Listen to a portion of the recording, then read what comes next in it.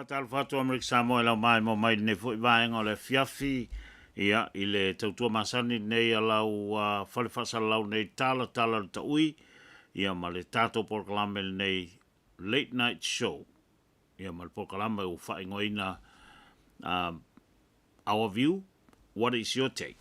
Ma lor se fu manuia wa vase unga foi tato tele feiloai ia ona o le tūlanga o le tele o tutuangia manisio me fo e lo PCL tato vaenga whasalau le au ina o manongi ia wa fo ia tapenanga mor sisinga fua o lo tapena ia elenga te leo nisi o fuafuanga o stamile o no ole ia sa mātou whamtalanga e whatalo whatu le whafonga mai e taftolo whainga malot stuila mamanua ia e le taftolo o lau whainga malo whatalo whatu lau whainga luenga tofi e le tua i whatawhai taulanga i fia le ngata i lea o whatalo whapto fo i le loa loa o tātou atunu i le no fua ta mamati nā mātua no whale la tō lo tau whale mau i ainga tā po e fo i mtu i mōni panga wale o whaiva le atunu ai le ngata fo i lea i al whatalo whaia i la tō nai ta mamati nā mātua o lo whatau tolia le whale fu i tono ainga a purusia tō whangai mautanga ngase ia manisi o no fuanga o fa moe ngai pei o le fatu ai ngai tafuna ma lor se fu manuia fatalo fat fo i li imita ma tai tu pulanga la lowa e o lava e tatou fana witi dauto o na nei tau pa utau la to lono ia mo le tatou porkala masani nei Talatala le taui late night show, our view, what is your take? Ia, whawhelo ia tuai le whaafonga mai al tātou watunu. Whaisi o mi al tātou proklame le nei pō. Ia, o whaifosi tele o isu na awa oina, awa manongi mai e Talatala. Ia, o le whatoa mawole o sawa noa e a tuai o melea o ta tia isi a tātou mta aupu e Talatala noa a tuai i le aso a tae au. Ia, ma nisi fo teimi o nei vai aso. Ai mo nei pō. O le a tātou papa a velo le tātou proklame e pei o na whaatulaga ina. Lo mātou ta mai o i langi, mātou whaafitai lo wanga le leile nei aso, sa whea ngai lo watunu u whea au mga aluenga o le tangata malana e a tiae, o i lātou sai le maunga waifo, o i lātou fo i sai le tai uae, o i lātou fo i sa ngāru lua i so lava se tiute i lungo le lau ele, ua manava mai whea au mga aluenga, mātou whaafitai e i lo wanga le leima lo walofa, lauta i ta inga, ia i mātou mai lava i tae au na leila se ia pa ia nei vaenga le fiafi.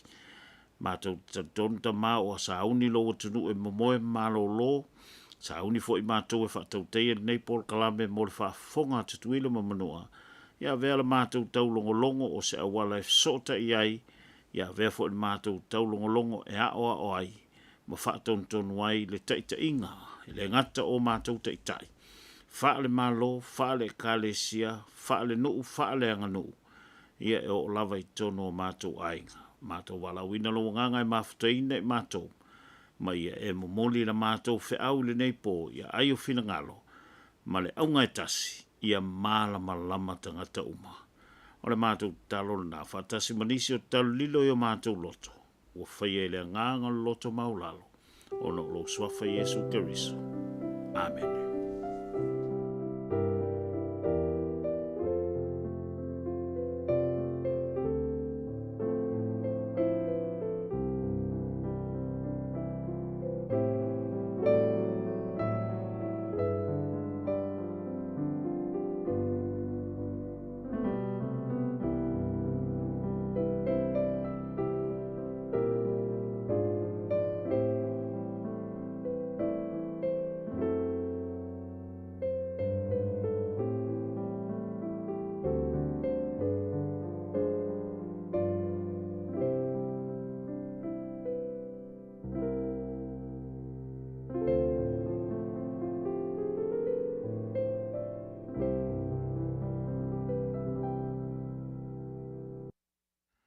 O le tātou ulua I tala o le nei pō, o le vai aso nei, ua I eili wha moe moe o le komiti wha foe o le Aspa, po le maro si anga wha el tise matsua vai ele tunu.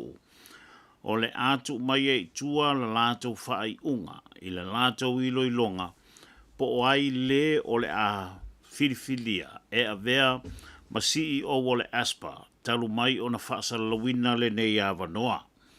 Ina ua maua se avanoa e Talatala noa ai le Talatala ta ui, ia ma se tasi o sui a wai o le komiti whaafoe, na whaailoa mai ai. E to fitu I lātou na tūsi tāro sanga mō le avanoa o le CEO, e sui tūlanga ai I le sunga ia Wallen Young Fong, lea na whaamalolo ina, mai e le matanga aluenga o le Aspa, I na ua tūla I mai, le komiti whaafoe fou. Sa whaelo mai e le nei lava sui whatuatuaina o le komiti whaafoe, e toa fitu I lātou ntusi tāor sanga, e toa lima I lātou ua maea o na interview pe whaatalatala noina mō le avanoa, o le isi lua applications tau nuu muri mai, e le I whao ngā ina I le whiliwhilinga, o na ua tautua o penga, le taunu mai o nei tusi tāor sanga. Sa whaalia fo I le nei sui a whatuatuaina o le komiti whaafoe o le Aspa sa talanoa I eil Talatala o ta ui o se teimi o le nei wā yaso. E ono sawa I tua le lato whaai unga ma o le vaiaso nei foi I le so mā tae au. Ua whaatulanga ina e amatalia ai le lato deliberation e whiliwhili mai ia I lato e to lima ua mawhai o na whaatalanoa ina. I le talitonunga o Talatala ta ui, e ui na e le I mauti noa le isi to wha. Ai tasil tangata ua matua mauti noa le Talatala ta ui, e fua i lunga o whamatalanga na tapisa i le matanga luenga po o le vaenga le LBJ, o se tasi o applicant i le nei lava avanoa, o le sunga i a Rudy Bartley, lea o lo fesilingia i le teminei, pēna whaafewhea o na toe a talia lantu si tāo sanga e talo sanga ai mo le avanoa le CEO, a ua maea o na whaamalolo ina ele Aspa, po le termination of job opportunity i le teiminanga lue mua ai mo le Aspa. Ia i la tau e toa wha e ui ele o mauti noa e tala ta ui po o ai le isi toa wha. Ai o requirement na mafua ai o na trika le fesili na ofisili ngia ai le sui o le komiti wha foe. Pe wha amata e iai se tangata loko e na te maua ina le nei awanoa. E tal tonu tala ta ui e toa wha i la tau na tusi tau sanga mo le nei awanoa. E toa lima i la tau sa tusi tau sanga i le nei awanoa. Toa wha na whananau ma soifuana i Amerika Samoa o tangata anu o le territory le isi toa tolu. A o le toa tasi o se permanent resident o Amerika Samoa ma le isi toa tasi e tari tonu tala ta ui o se tasi sanga lue mua o le CEO o le EPC po le Electric Power Corporation i le malo Samoa. O anga waa pei on whaasalalawina i lunga o le upenga tawha i langi a le Aspa po le lato website. O loo mai o ai, ia vaenga tāua nei. Prefer experience, leadership experience with electric utilities or integrated public utilities, experience working with island or remote utility system, experience overseeing capital infrastructure projects and energy transition initiatives, knowledge of public utility regulations and government operations, professional engineer, PE, MBA, or similar executive credential. O le tasi le nā, requirement pito sili on tāua i conditions po o minimum qualifications o loo i lunga o le website a le Aspa e whaatulanga ai le filifilinga o se tangata o loo tusitaru sanga mo le nei awanoa. Pe lava o na utala no atu e matua leo mauti noa po o ai i lātou nei e toa wha. Ai iei le tali tonunga o le tala ta ui e tūsa o whaamatalanga whaavea ai. O se tasi o le nei toa wha o le sunga ia Will Sword. Mai na paulea o le tangata o loo ia umia le whailonga o le PE. I tu tonu o i lātou e toa lima na tūsi tāo sanga. I le tangatanga i al tala ta ui ma le suesueina na pau le whaamatalanga ua whaailoa mai al komiti whaafoe o le deliberation o le awhiriwhilia e anga waa mai e tau aveina le to finga o le CEO e suitu langa i a Wallen Young o le a deliberate i ai pe soalau pule i ai le pulenga o le komiti whaafoe o le Aspa i le so ma le aso a taiao. Peon Silfia, e toa lua board members o le Aspa wa le whaamaonia e le Fono whaitu la Fono e serve i tu tonu o le komiti whaafoe o le Aspa. O i la ua ia o le sunga ia Ted le iato, ia ai maise o le sunga ia Jensen Boya, lea na te ena i le pālota e iwa le le ai, whale i oe i le aso whareile ua mawae. I le tali tonunga o le Talatala ui, o loo mawhai pea o na whaawau o na au i la ua nei e to lua i te tonu o le pūlenga o le komiti whaafoe o le Aspa se ia pa ia le aso se fulu o Aperila lea ua fuafua e mai ai le neifo inofo inga o le paia inga le Fono whaitula Fono a Amerika Samoa. O le so i le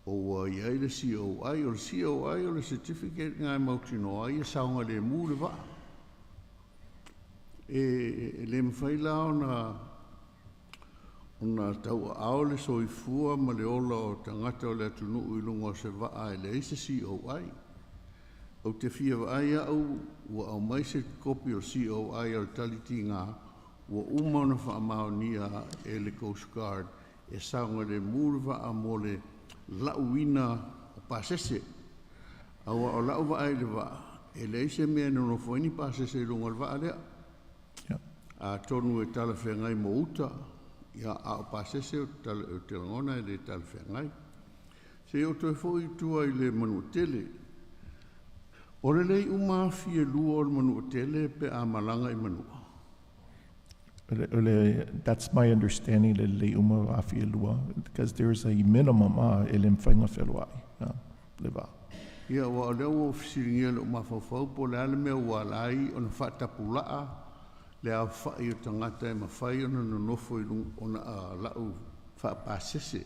O le ale mafuanga walai o na whatapulaa wa o lo uloa o le pasese alwa lea e au I le lua se lau. Ai o leo whaalongolongo atu, o leo whatapulaa, o ina whai al tapulaa le onos furu na alu il taimilini. So the U.S. Coast Guard, so the U.S. Coast Guard, ele mwhaianga ngā whelwa I waa ele allowed Coast Guard, so the Coast Guard was set the limits for us. Yeah.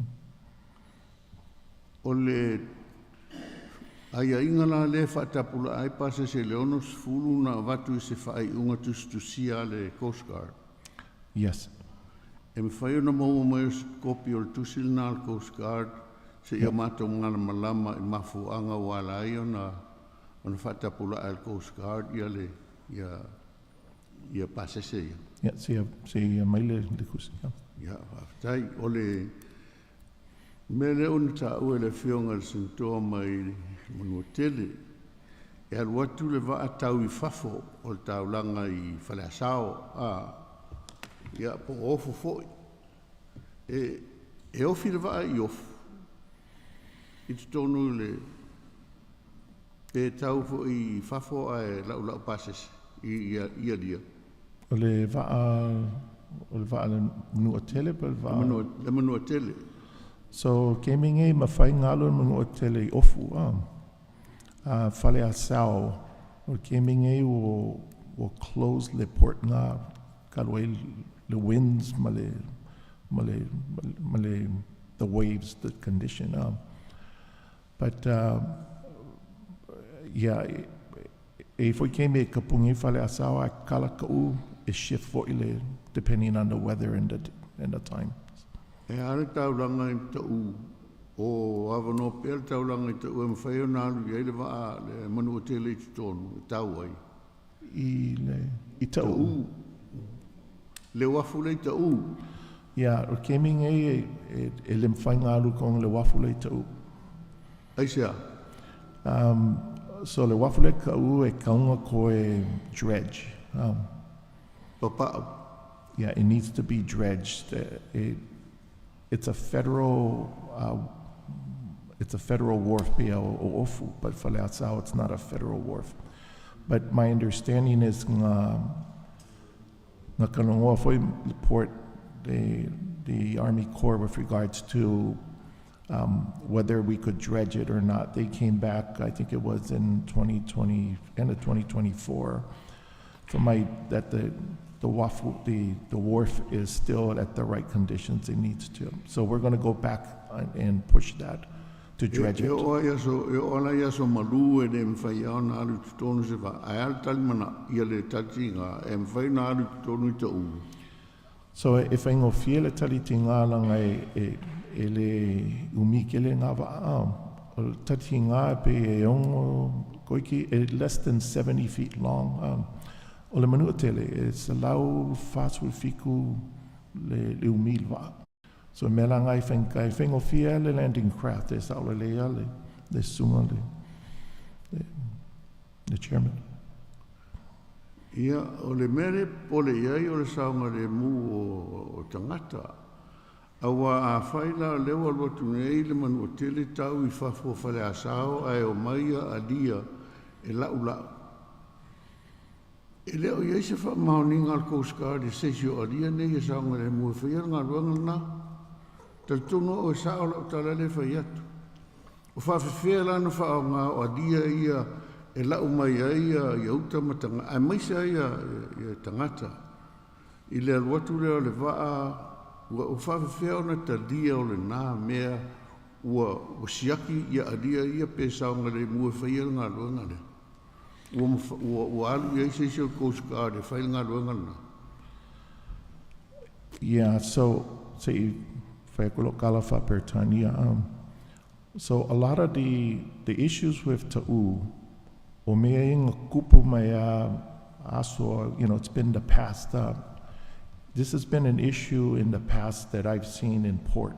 O le whai le mo wafu, o le dredge consistently, o le se kupe ma whai inga whai ngai mea. So it's a problem we recognize. So the first thing we decided was, e kaunga whai va'alele mamua, and these are the new ferry boats. But lisi melak work for port, e maitingi LCU foi, right? That is another thing we're looking at to get LCUs to solve the issue le arul LCU ave Mahuka whapea separate from the passengers. But the LCUs right now lo amakanga spec, our engineers are speccing it out. So le mafofola port. Go sia mai loa le mo vaia lua le for passengers is south for imali LCU at the same time. While LCU ele leva se kimi fawai other passenger boats e lua ko sanga fawai vaia. So le mafofonga le port. If enkanga ko solve le problem le ngai langa lingi vasao. O vai le fanga ngai manu atele kile va ele va langa alanga me o port mo wafu ele loloko ele wide a mea ngai whenkai ele ma koe ave foi nungo kere nguma foi o leanga va ko wafu ngai foi kulanga kupo ngā mea. So o mela le ko whainge e ko maintain e ko contracta isi va e ko facilitate mo mea whapea. Ia mai foi ma le vaale le wila le sami o ngā vaale ko whai le walunga i wasi ilunga i le wafu. Sei kau whai mo le wafi le vaa o pe foi le wafi ngā vaa. So ke le mea kupe o mea ngā kau whenkai le kuranga kako au ele mwhai au ngā solving problem kai au. Or today, it's the problems were there for a long time. We have to take time to get the right boats in. But it's out le orli senator. Ea me kaunga also a maile Coast Guard e siaki mo alia. Wa le kala le fai me le Coast Guard au. Ea mo vai alia they haven't gotten to inspect them yet to the extent that we're talking about. Pawal mele ke le inspection e whainge Coast Guard le vaa mai au asi alue au nu. Nga kau kaofi fo i mo alia ngai o ranga lengi life vest. Awa ave fo swa u umakanga e whasanga me e alu le lia mat swa u umakanga e kongo vaa. Mai overloaded fo i. Me langang kau kaofi fo i le Coast Guard I au asi. Au ke loa fo I masalo le au le Coast Guard ori mango e vai me kupu I o. Ia, tātou talo no pēr I tūlanga I o whawhita au ria manua. O pāti e whatali o pāti e whai ei lea. E whaale ei, o le ale me o le wha e whaale ei pāti e whatali I Canada. So there's a rudder component, la whakali mai ei, that's the key thing. And then there's two other items that the Coast Guard, I don't have it in front of me, but I know there's 3 items. The rudder was the key item. Le manua tele. O iei pēsa COI o le manua tele, o lo tau o loa. So right now it's running under like a Coast Guard exemption. Au le COI. It's not fully there yet. So the Coast Guard has allowed us to run the manua tele with limited passenger carriage.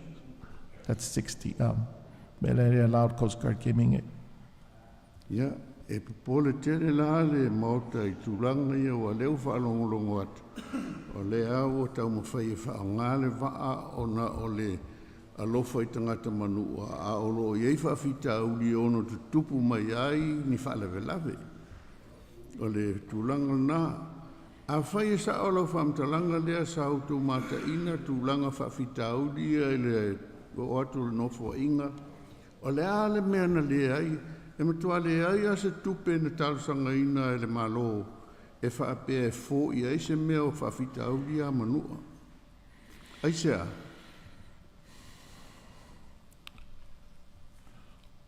So,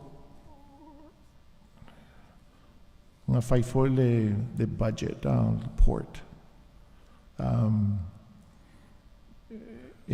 Ke le foi se kupe ngā moa port e whai me whapea. So port is looking for other funds like from the federal government and mitigate some of these issues. Like there is a reimbursement we get from the U.S. Department of Transportation for maintenance of the vessels.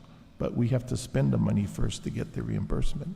So whaingala nga, and then whainga gets a reimbursement, ale se kupe umua e ku'unuma. So, kupe ngā whetulale la tau, pēr whai tārsanga ina I ala ngā tupe nā, a tupe whaaloto I whale. O lewe e mōni maumanino e o atu o tō I tonu, o loo ta oto ai le tele o whaafita auri a mai isi no fo inga I tuhatu. Lea lau auto I loa iei whaafita auri mo le saonga le mu o le waa, saonga le mu o taulanga, wa leo auto silfia, ai au mai nei le tupe whaasoasoa o le lua afe lua sifulu ono, e le ai ama se sene tasi o whapea mai, e fia whaalelei me ie manua, ona e awhia li sanga le mū o le whimalanga inga o waa ia e ono a whaina ai le tunu ia waenga le tunu ma ona tangata. Ai sa o matua le ai asme ai mantul tatu I le iloilonga le e ne tala no ai le motor ne il tau sanga utunai na o mai ai le no fo inga mo ni mau whai mai e ele surprise. Ia a whaila na ei ni tau tupe fasili ai sa wa le wha mua e le saunga le mū o te ngata nuu o le manu o tele o le whionga I waa ia awa o le o e te tala noa manino nau tō atu o tō waa ia whale tonu ia na tuina mai isi no fo inga tu atu e leo ni me whaula e te teimili nei o mea o tō silafia a o lea le aise a wala e tasia o vai atu o leo ta oto mai I lau whina ngalo I fuafuanga o leo whai nei. Ia a alfisiri le lana I loo mawhauwhau. Pe ai se ana le au mai ai te tono le tala whatupe o le lua awhe lua sifulu ono. Seisi vai ngā tupe e fō I ai le mele ina I saunga le mū tangata o le o motu I manua. I whimalanga inga ia. Le ala uwha anongolo atu. Uwha tapula ai le Coast Guard. Olo no winga ia, mele no pole ia, le la ua maua, e le si o ai, o le whemalanga ina, I le whaatangana le tū mau, al Coast Guard. E leo se mea le leile nā, e lo nofo atu, o te langona e whapena hoi, la fio atu olu. Fionga I li sentoa, mai se ai o sentoa mai manua. A wa lea, olo no winga, e whealua ai le waa e o lo o whaale tonu. Olo no winga e la matia le soifu o tangata. I whale tonu ia. Ia ai tatia ia o le ua te oto mai e whingalo e whaftai la whionga te komiti mo le avnoa. Nau whafonga I el tātou atunu. Saunoanga manino, saunoanga malamalama, fesili manino, fesili tu sao, ale whionga I le sa mea makovana o Amerika Samoa. A o se lo ia. Tongiola is one of those very intelligent men in the Senate. O se tangata ta mai tele le whaatūlanga ina o ana fesiti. Whaatasi ai manisi fo I ta māsento o stemio na aule I ai o le tala noa an talatala ta ui. Ai mānei le talatala le mua vaenga ia. There were some unanswered questions during the hearing today. Mai ina ua mai ala le hearing. No wasolo I te tonu. Esu e la hatali. Ina ia mauti noa. e sa o le presentation, al talatala ta ui, ile nei po. Let's go to question number 1 by former Governor Tongiola Tula Fono. COI. What is COI? COI is Certificate of Insurance. Okay. Ina ua pop up le ngoa le vaa o le taliti ngā. Ina ua sao noa le sunga ya pani sene i le so. Ina ua whaalua fesasi le au nanga le MV manu o tele. Na turn loa pe ngā i loa le Port Administration.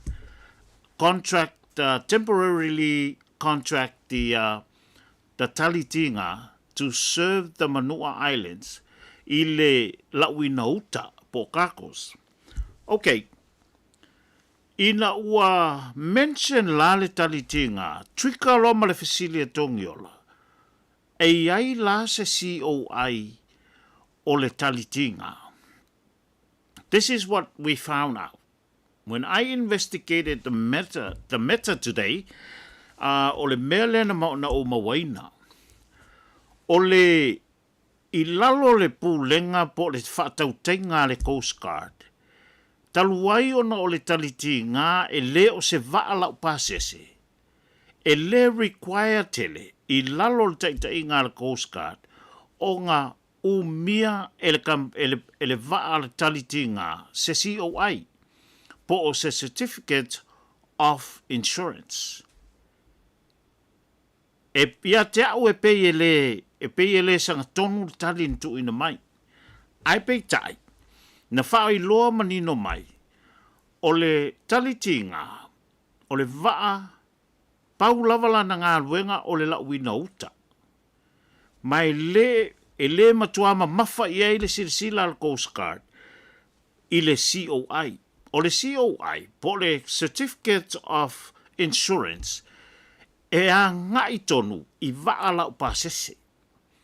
E tilo a ngai e va aile Coast Guard, a ngai le whao ngai na o le COI i vaa lau pasese, ona e lau ai tangata, mai ta tau ona insure vaa, e whilaua ia le mamalu o le tunu, pe a iaini pe fea, e a fo e a lia i mai. So e require la i vaa lau pasese pei o le MV manu o tele, ona whaamalo sia le COI, ona o le vaa e lau ai tangata, lau ai mauta. I le case o le talitinga, it was approved by the Coast Guard, i le lua afe lua wha, le wea te au uma pepa o le vaa. E mawhai ai ona lau uta. E mawhai ona whērua e lau uta i au nuu, e mawhai ona alu tatinga e lau uta i manua to and from manua, ai le mawhai ona whērua i le talitinga i lalo o le taitainga le Coast Guard e sopo i ai international waters. O lona winga, e mawhai ona whērua i le vāo au nuu, tutuila ma manua ma tutuila, manua ma au nuu, ai le mawhai ona whaasanga ngā i Samoa tua oi, e malanga iai. O lesi la nā vaenga na mawhai ona whaamauti noa i le so, e le talatala ta ui. I lalo lava o conditions po ai e inga na ave le Coast Guard i le talitinga, according to Port Administration information given to Talatala ta ui this afternoon, i to tonu lava le mali lienga tu ngutu lea na whaia e le Coast Guard e alau waile le talitinga e lau ute le vāo motu i to tonu lava o Amerika Samoa. Na o le toa ono tangata e mawhai o na malanga ai. E ese mai le crew o le vā. Coast Guard only allows 6 passengers to be on board. Tangata na o le ono a tangata e le siri atu according to Port Administration. Le malilianga le na whaia i le lua afe lua wha. Ina ia keirai le mana onga o tātou tangata nu o loo lalam pāpā au manua. I le leanga o le tau le olo i nei, ua whaai loa loa ia mai ele mtanga luenga wafu mamalai vaalele. Pau le vaalea watu ama pipi i te tonu o tau manua i le wafu o tau manua. Ua na o le taliti ngā, right now, i le teimi nei. O le MV manua tele, a whaia malanga, e whaau peo pea i tua au, o na lau lei alia, o la tau pasese. O stasi o vaenga ta ua, na fisiringia e ko wana tōngi ola i le so. Okay. Na o mai tonu whai ngā māloa pula mapulu, identify le problem. Maro nei problem. E le se problem whato atu lai nei. Ina ua no foia e pula mapulu le nufoa. O le ko wana malu tena ko wana. Wa tātou mālamalama uma. Na tupu i le teimi o tōngi ola ma whaoa. Sa tupu i le teimi o tau ese ma tōngi ola. Tupu i le teimi o tōngi ola ma whaoa. Tupu i le teimi o lolo ma le manu. Lea na au mai e loe lolo. Le va a fau lea. Le fu leanga. O le facilite lea la i le case lea na tala noa ina i le so. What exactly is the problem? O le ala le problem le tu lai mai. O le whaingo fie i o le tat. Le na tali e sunga ia parni sene le hearing ana le la. E tolu components o le va. O lo oka i Canada, po kanata, i le mea na whau mai ei, lea na mawai ia part o le va al ne. Mai ona o le fite na inga i le tariff lea o lo fi naua i nei kanata, le malo kanata ma Amerika i lalo taita inga President Trump. O le mafuanga le na, o le delay. E masalo mia o le mafuanga na, ua delay ai. So lesi lava henga tā ua. E te tau fo i on tātou on sai ma malama i le mafuanga. O lesi lava henga tā ua o le problem le na identify le so. Okay, leo ko o mai ngai fai mai. Na tau o atu te tonu, take over e pula mpulu fai ngā malo. Identify e o tau o loo iei le problem. O le ala le mea na le paketi nai. I le tupe whaasoa soa po le paketi o le lua whelua ono, i le lua whelua fitu. O le tali whaingo fie, o te le sa o mori mawina i le hearing i le so, matua poloka le sunga ya prani sene, wana le talia le fesili. But the truth is, Pula mention it, i le mā talanoanga, i le whaafale tui maleko wana. He mentioned it. O ia e tō tasi na ia tipi ina le paketi. Ai se ana tipi ai le paketi. To stop the bleeding of IOU. That's exactly the intention of Governor Pula i le taimina, and he mentioned it on our whaasoa with Governor on the second show, the second episode. Lean whana matua tau manino lawa i la whionga ko wana. Mai ai a kolu mane e o mai le taimi nei o no fo i ngā pula. Kasi al ko wanga wang kipi al pakeki. Ua nā o pula ma pulu. E mā nei ai la sau noa ngā la whionga ko wana i le so. O le whionga ko wana e malolo i a tongi ola. A whaila o lento watu tonu tau sila ma identify le problem. Why didn't you fix it? Instead of cutting the budget. And that's Pula's to answer. Only Pula can answer that question. And the answer from Pula's live interview on Talatala Taui, lena sauno manino I lawal ko wana. Mai akol mane o mai taimi nei, tasi al ko wana o whaina I tipi ina le paketi ale malo. Whamam na mangal na, e le leile moto le pā o tātou si le fia. Mai le whaatula ngana o nei mea uma. E te lei on tātou malamalama. E pei on tau mwhaile Talatala ta ui e wha malamalama. Because we believe knowledge is power. O le malamalama o se marusianga. Second on the floor was President of the Senate Tua Olo ma neia I siva fluent. I le saunoanga le whiunga le presidente ia tua olo mana ia I siva fruit, the line of question was perfect as well. O le matua mana ia fo'i o le whaatulangana.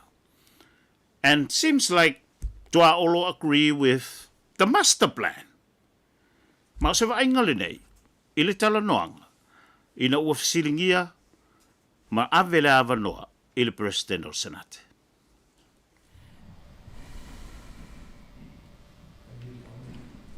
Good morning. I listened to your conversation with Talatala. A leader without a vision is not a leader, right? So is this your vision to improve the service to Manoa? Yes.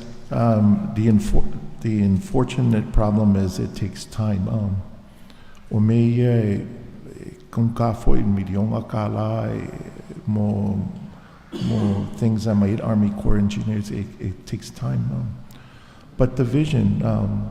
So just to give you an update, mo vaaya luaya le ferry boat. The reason why umafofau asset port maisingaka o mele le mungo kele kiming it prioritize le cargo ale prioritize mo pasese so mela o fai la mai la va prioritize mo pasese right behind that wa makanga design mo LCUs e dua LCU le fa pe la fa kau se LCU kau lai kiki al mawhai ngaru au ngu. Ma se LCU fo e kau kele mawhai ngaru e mungo kele, both of them. So we're trying to solve the problem, but the unfortunate issue is that we all wish it was here today. That's the problem. So these two boats you're talking about, the catamaran, how much it cost? So the bid went out and the letter went out to award it to a company by the name of Damen. What's the name of the company? The name of the company is Damen, D-A-M-E-N. It's a company out of the Netherlands. If I'm correct, I have it here. It's somewhere around 18 million per boat. Per boat? Yes. I fear Kangaka carry it. So right now the vessel can carry about 455 people. Wow. But what we have decided to do is reduce the passengers down to somewhere like around 250, 300. So two boats, you're talking about two boats. So you're talking about 30-something million, right? Yes. So where you get the money? So this is through the federal U.S. transportation. So there is funding that we've already obtained to fund the boats. Did you sign an agreement with the Atlas space operations? So all of the agreements are signed. First of all, any agreements like this for like Atlas or any other company local, it goes through our legal, right, the AG's office. And then that agreement gets the governor's signature, my signature. It's no different than all of the leases. Was the governor aware of that? Yes. So how much do we get from that agreement? So what it is, it's a land lease. What? Le lease Fono. Na moa mai Atlas. So le lease la I le airport le kongi uma mo kakanga.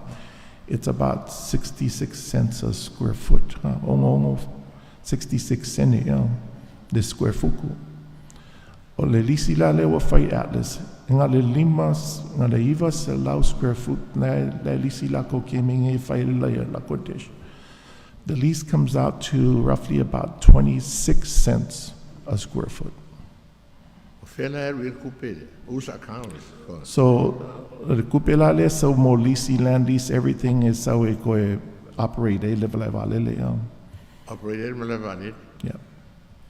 Did you go through the procurement process? So this is because it's a land lease where a company comes to us to ask for land. So when they come with what their requirements are, then we draft the lease, send it through the AG's office. Review LACO, Umalo review LACO approve. They draft the lease. They draft Mago port. Can we get a copy of that lease? Yes. Okay. O a whera le ke expect ka uoingi ba. So vaala ia lua ia le o commit e ka koe kongu umai le 2028. O 2028. E oku o umaruta. Ia wa uia ngale 4-year term a uia a mga awhoi ko vanga e fa continue my term ia. Ai whase lau ka carry le. So e mawhainga carry le whasa lau kangaka. An mela le la reduce le seating lalo somewhere like around 250 to 300. Na i ke le fwoi ngā ngufua. E o fila ko mo fale asau. So the difference mo vaia o le mango akele le draft le require le mango akele, I think it's something like 14 feet, 12 to 14 feet. O le draft le vaia 4 to 6 feet. Ele require la vaia le ngoko kele le wafu. Ele le problem le kupu pani wa leva ka un threats ya fa lo loko fa la kele. I think I'm fighting menga we live on a solve problem here for long aku va au alfa rabe le foi. What happened? No, it's not really or nga ile they request a dredge. May fully funding le federal a dredge. Ay ala konka foi. We're talking $3, $4, $6 million. But the federal government came up. This was, I think, 2 years ago for my require the dredging because they're federal ports. Lela ko ola ma ko fai e kanko dredge lang ele safe. But, particularly le mele sa wele wafu from the beginning. Le ke le mo ngadu. O ngai ngā kanko dredge le leifo. So, O le lei uma ka kova. I'm sorry. O va uma ya ka ko o le lei. Are they good? They still running?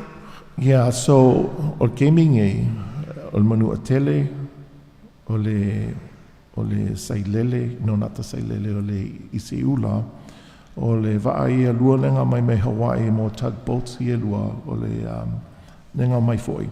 So, o va'a umala ia like o maintain whailele o wele ko le anga va'a ia o le isi ula kwa whakau le generator e whaolo ai le va'a wa ka kia for a couple of months. Dana va'a? O le tugboat. Pa fere va'a lenga ko kongi el malo le 1.5 million lenga mai pali. Bisa destroyer. What happened to that boat? Which le va'a le Le va a ko kogi el malo le 1.5. Is this the MV Pango ngai? Le va a foi le masenga fa nga pisi mangwa le. Well, MV Pango. Yeah. Yeah, nga whakau malo, I think for $1.2 million, the previous administration. Yeah, nga leka kia keming lang require more money to fix it. Le estimate if I leave, it's about $600,000. Yeah. Fanga ka mai fasidi pa o.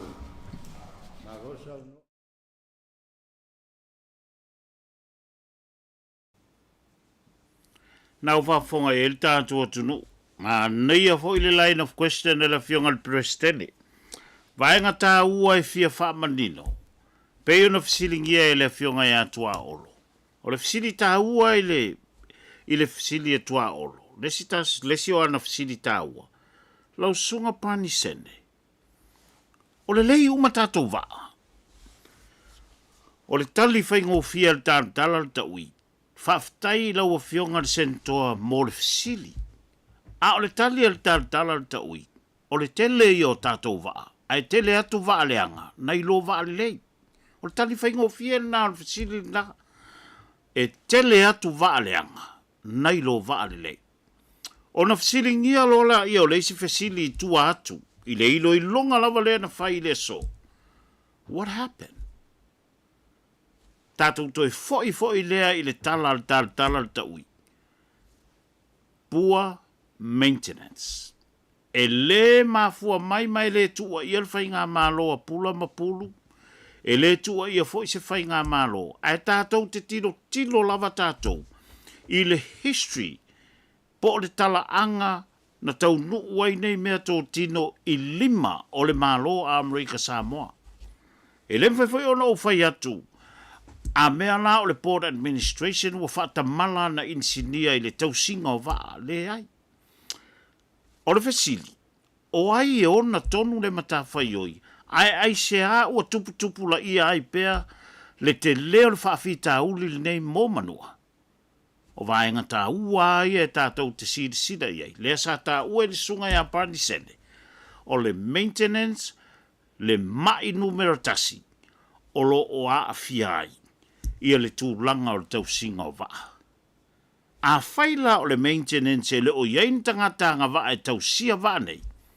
La mea o le mawhau e le malo e outsource le tausinga o tātou waa. Ina ia whaingo fie ai, ona fo ia le whaafita au lio manua. O stasi o vaenga na fasilingi e le fionga le President o le Senate. O le fasili lea i catamarans e lua ia ua whaatulanga. Tari tonu talatala le taui na tapuni le pit ma o ina o lo follow up la ve talatala le taui le story lea.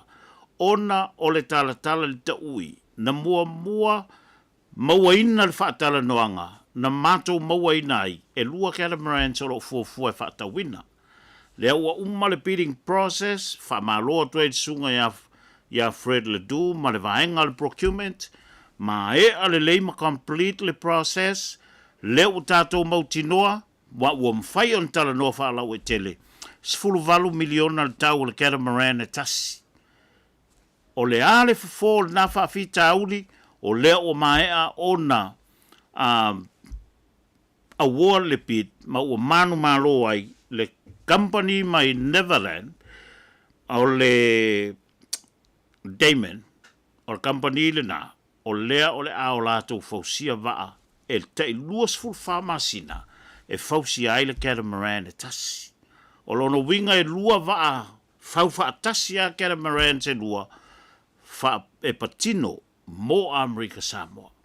O le sifisiri wa lewa na fisili ngia ma tautala ngia nisi. Sao lātou whapea mai.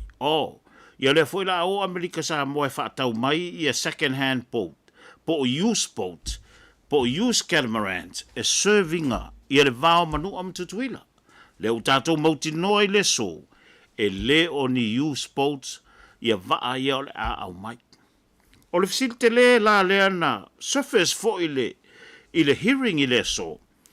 O le ale mea e a lai o ngā more economic atu le au mai o le o catamarans nei lo vaala papoa ia. O le tali e whaingo fie. O vaala papoa ia. O craft o vaa ia, o traft o vaa ia ngā i le sami. I le alu i lalo i le sami. O traft o vaala papoa nei, e se fulu lua i le se fulu whafutu e ngoto i lalo, whato ali mai le water line o le waa. I catamarans, e tonu talatala ta ui pe a fua i lunga o le engineering specifications. O le draft o le waa, o le catamaran e tasi, e wha i le ono futu. A whai e tū le waa e le ise pasese. E whafutu le alu i lalo. Tau lola i e le water line. A whai ua iai le pasese. Toi whaasao. A whai e le eise pasese. E ono futu le mea o le waa e ngoto i lalo. Ai a whai e iai le pasese. O na whafutu lea. O le mea ngoto i lalo. O le fisiti te le la na. E whetau i la mo wafu ia o manua. O tali whaafaigo fie, pei ona o whaasoa fo i manisi o tangata atama mai, whau waa o lo lātou whaua waa i Amerika Samoa, o tali, e matua moa, economic, le au mai o waa i a catamarans, mo Amerika Samoa, a wai le require ina, ona eli whaalo loto ai loa ni wafu. Tali whaingo fie na le na maua tala ta uilan sa ili linga i le so. O le facility le na alia e mai fo i le so sa no anga le fionga le president. Mo le van te tau ona eli ma whaaloloto wafu. Lea fo ina mānei al tali al sunga ya pani sene i le so. O le alfa fita uli o le eli whaaloloto le wafu. It takes 2 to 3 years e maua mai ai le whaatangana po le pēmita. Mai le vaenga a le US EPA, ma le vaenga a le America of Engineer. That's the problem. O le problem te lele na. Tato matamata inisio sentua, sa fisiringi ala mta upul nei manua. E ala ona o tau tua pēni mta upul nei manua. Ona e le o se whaafita uli, lata mai nei po se whaafita uli fou. O tu lai pēr, mō le motu sā, mō na tangata no.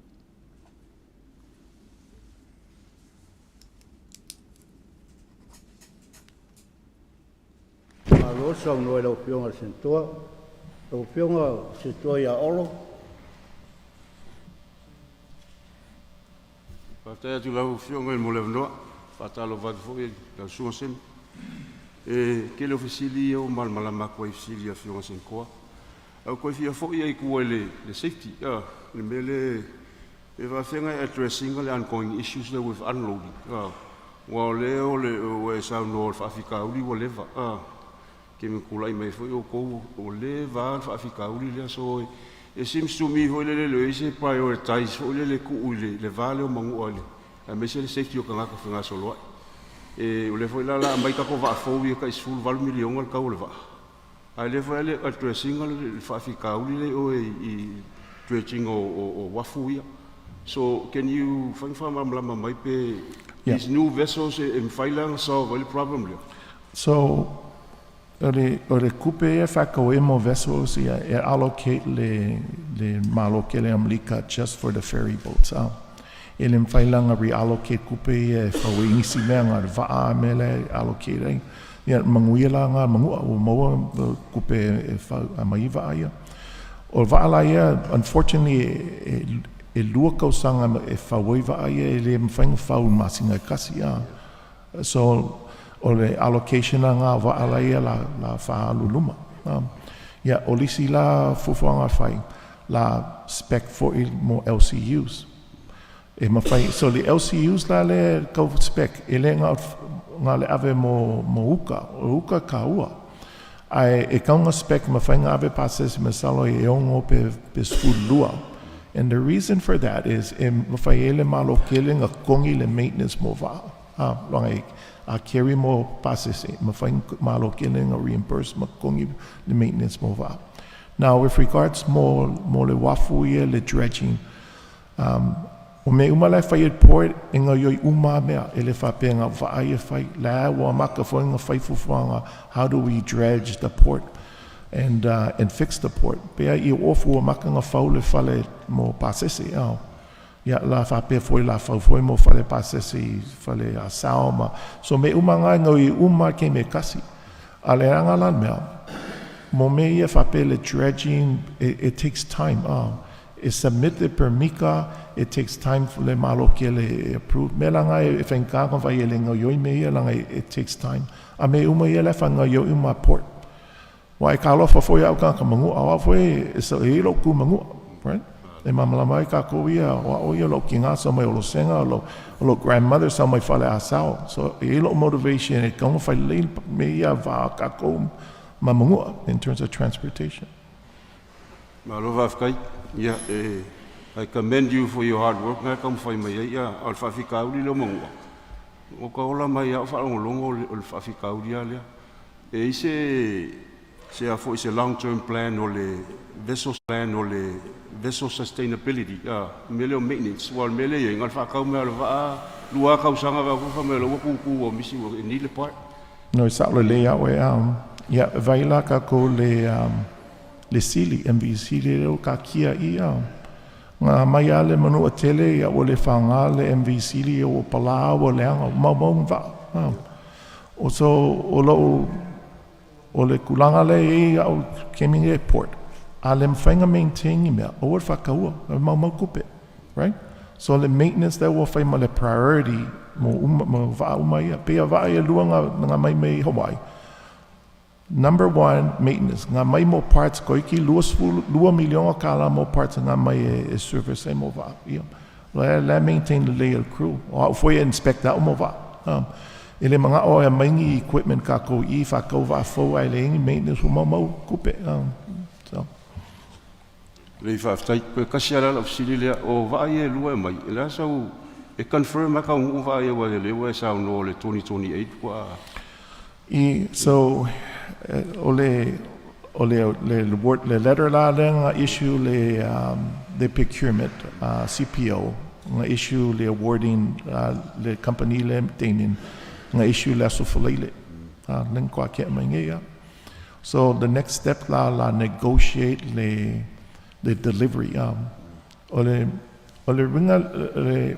the reason for getting two why I maintain this and make sure all this I also a mele ka ko fa ko va akasi ya apelo va akasi uleng kulanga mafeng nga felwai nga. So the strategy port going forward if I go uma me lua there's a main boat and a backup boat e me fai foi ka ko fa nga va ai felwai for isi me but we always need to have a backup fa pe wo pe kasi va ya fa also lisi va PLLCU, la le whakau se SU kasi, whakau SU lua. Ke mi umai whakau mea, there's always a backup. PL le airport le whai kako, le wale wale le fau. Le plan mo le designers, ngā whapenga le kasia le jetway e whau. Ya, ngā whasili le o e whapela penga jetway. Yeah, you know what their answer was? Ya, la ko skip ue alu lalo. Ngā whakau la ko le ko whain me whapenga. We always need a backup, but maintenance, so that's our priority at port. Make sure equipe maintain equipment for repair. Ingi me repair. O mele ingi a repair o repair la ole ko ing malanga o mangu ele sa onga me. So that's why we reached out. If angale karikinga me isi angi va mafainga me gaming but I know it's a hard call. We have 2 years. Mamao nga kemi. But pawa so kalosanga ko foi say ung sa ia. Da ka mo fai por e fai me e le mangwa.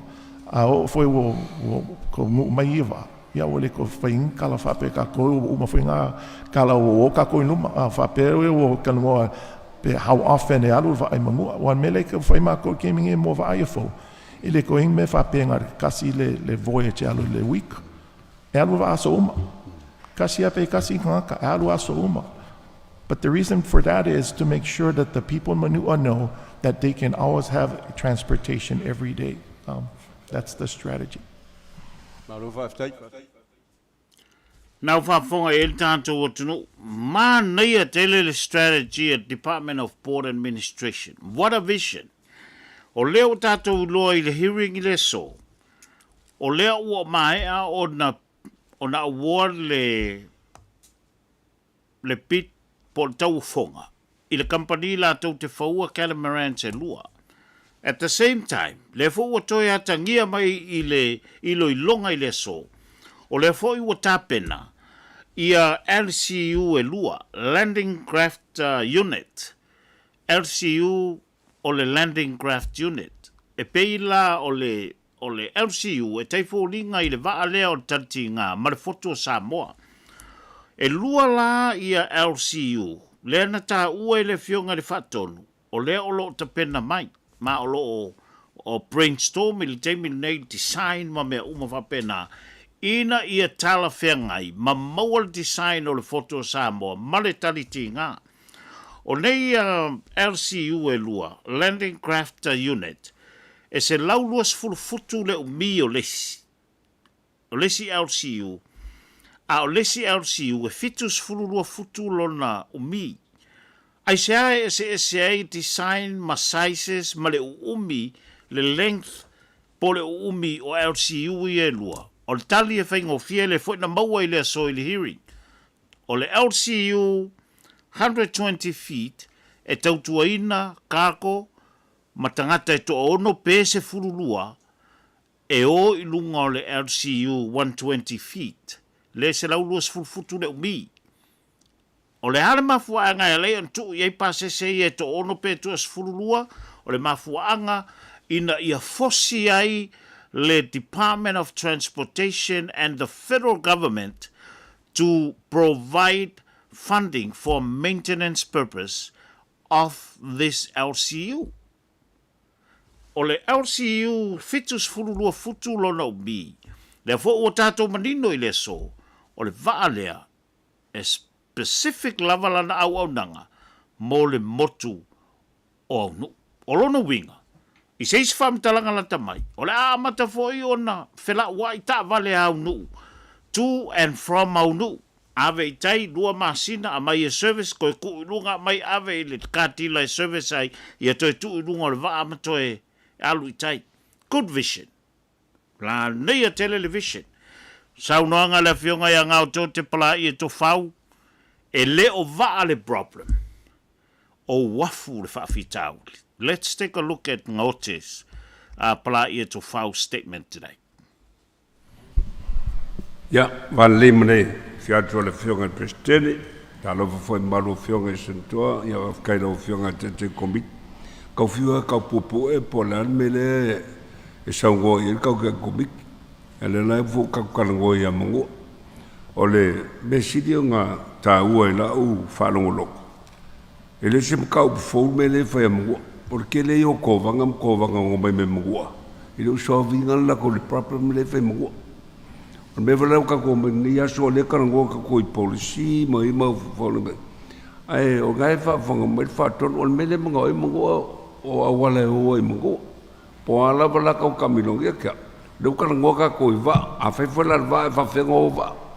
O la um kal ko la u ku ala o fe mo mo le waf yo ale le waf e o al pau e kasi le ama e fai ngal boy ale ko ngo ka ko va am ka o va nga mai folo va ka ele me fai ngo ko ngi mango i o kala le si mango vo le vai o le vola ke va ku la u po la lo i lo fe ngal fa ton fai mo se me yo uma mo bua o le me ka fai mo bua fai le waf i le waf a magi va e mafai ngo aku e o so skemi o bon mede ye le la mai va ai la ngale waf ile fenga lu mo le fenga ave kangaka ile fenga ave uka o mela le la tupunge o mai mo ngo fonge o mo fio o mo o mo foi ma fau ainda ma fau ku ma lo le alfa ile le o wal o ile fenga ave ni e kero uka dia ave ngo se valele pa wal ka ngal ka o sol vale le ngarula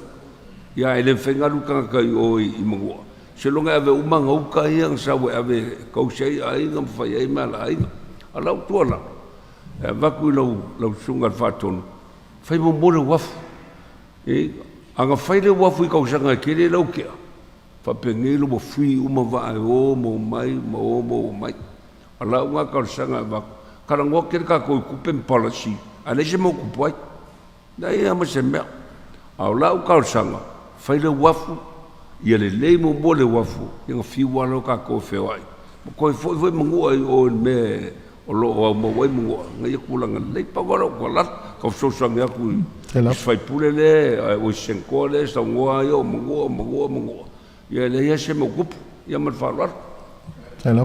Alo sa no. Nau whafonga iei, ma nei suggestions po le tualalo le fionga i le sentor vai whanua, le fionga i anga o te pala i e to whau, paua lea, pe aun tato manino malama. It takes 2 to 3 years e maua mai ai le pe mita mai le AmeriCorps of Engineer. Ia whapena foi, ma ia inga e te tau o le muri tai. Ale US EPA. Faisi umi o tatou show nei po. We'll be back after this commercial break. Tatou te tani mai, pea mai anai whasalang wha business nei. What are you looking for? An adventure.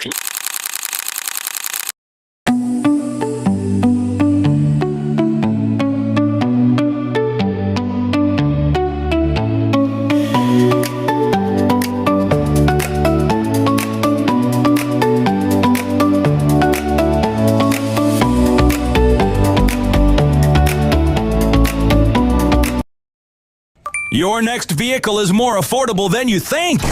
Samoa Motors now offers payments stretched up to 60 months with as little as $0 down. Lower payments, more time, less stress. Run. That's 60 months on new Fords, Hyundais, and select pre-owned vehicles. And of course, free lifetime maintenance is included. Samoa Motors gives you the vehicle you want at a payment that works for you with maintenance covered for life. Only at Samoa Motors. Why go out of your way when we could go out of ours? Get pre-qualified today.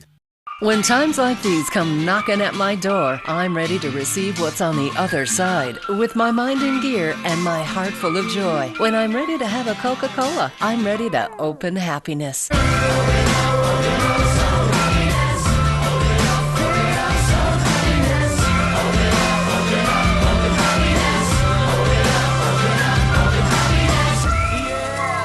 Proudly sponsored by the family of fine beverages at GHC Reading Company.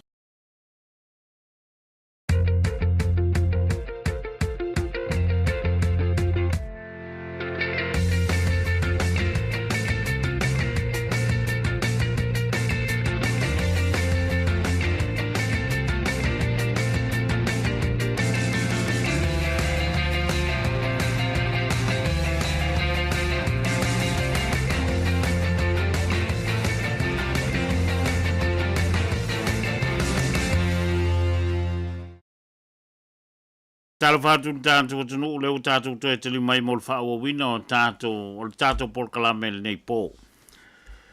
Ina ua whaamālolo ina i le official ko vana le sa avea ma pule i se tasi o mtanga alwenga le malo i lalo le taitainga ma le whaatautainga le official ko vana. Lea sa taitaia le tamaitai o Subrina Mahuka o ina sa Amatai mātou fiso o tainga, I lunga o le upenga te whailangi, masa ili I ana uo, I sono fina ngalo. I le mta upu na whaamalolo I nai o ia, mai lona tiute, e le fionga I le kovana o Amerika Samoa, ma lona ofisa, le fionga ia kovana Nikola Pula, Pula li Nikola Pula, ia whatasi ai ma le ofisa o kovana. Wa lewa o na mātou sa idia se fina ngalo nei te maitai. Ma o le whainga tāwho I le nā. O na o mātou tau mawhai e tu I nātu I le nei tala mō le tātou o tunu. Sa iei ana lana tali tustusia. Tu lou wha whomai le tunu. Sa iei nisi o ana tali tustusia tu ina mai I lunga o le upenga te whailangi I ate au. Ai sa lei mawhai ona o whao ngaina, ona e lei mawhai ona tali manino, I nisi o fesidi, sa tu ina atu I ate ia. I lea so, na ia whaasa lau e tele inai, lona manatu, I le mafuanga na whaamalolo inai o ia, e le official kovana. Talo for everyone. Making a statement against the governor was not in my 2026 bingo card, and I don't know why I had to get to this point. But this is not the first time the governor has publicly slandered me, and I don't think I can afford to leave things as they are. I've stayed quiet. I've tried to move forward. But when my name is being brought up in rooms that I'm not in, I have the responsibility to speak. Because this is bigger than me. This is about integrity. First, in February, the governor talked about my termination at the Education Summit. Yes, an Education Summit, recorded on KBCK. I know he did the same in conversations with folks at restaurants, unprompted, when people were just trying to enjoy their meals. And most recently, at this month's cabinet meeting, I was told the governor shared that people in DC asked if I was removed because of deep sea mining. He said no, and that I was removed because I was trying to use the government to support Finifinal. Those are just 3 instances that I'm aware of, though there may be more given the pattern, and not just locally, but nationally. So after thinking long and hard and praying even harder, I decided to make a public statement, and I wrote everything down so I don't go off on a tangent. Because I will not let anyone discredit the truth and the trust that I have built through my reputation, distort the truth of my removal, or cheapen the hard work of Finfinao. And so here we are, and I will share the facts and the facts only. First, since the beginning of my career, I have always acted with integrity. In our culture, your name is not just yours. It belongs to your family, your village, and your people. I was raised to be respectful, for my actions to be grounded in honesty, and to work hard for my goals. And as a daughter of Pango Pango, I will always do my best to represent us well. That can be seen in the programs I've been a part of or started myself. I do not need the government's support to build my reputation. Not now and not ever. Second, my removal. I was initially told I was terminated because of administrative and management concerns. Now suddenly it's because of Finfinao? So which is it? Their narrative has changed, but the truth has not. And I'm not sure where the inconsistencies are coming from. Maybe it's because I clarified some of this in a previous social media post, and without going into detail, which I absolutely could have, because I was hurt, but I chose not to lash out, and I respectfully responded to media inquiries. Or maybe because it was so unexpected, but there was an overwhelming amount of community support, cheering me on and just telling me I was better off stepping away from the government. But also when I was asked, I said I didn't know if my termination was related to deep sea mining. What I do know is this.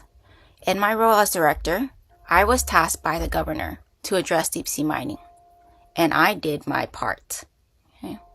And when I tried to elevate our opposition and work with other territories, I was told no.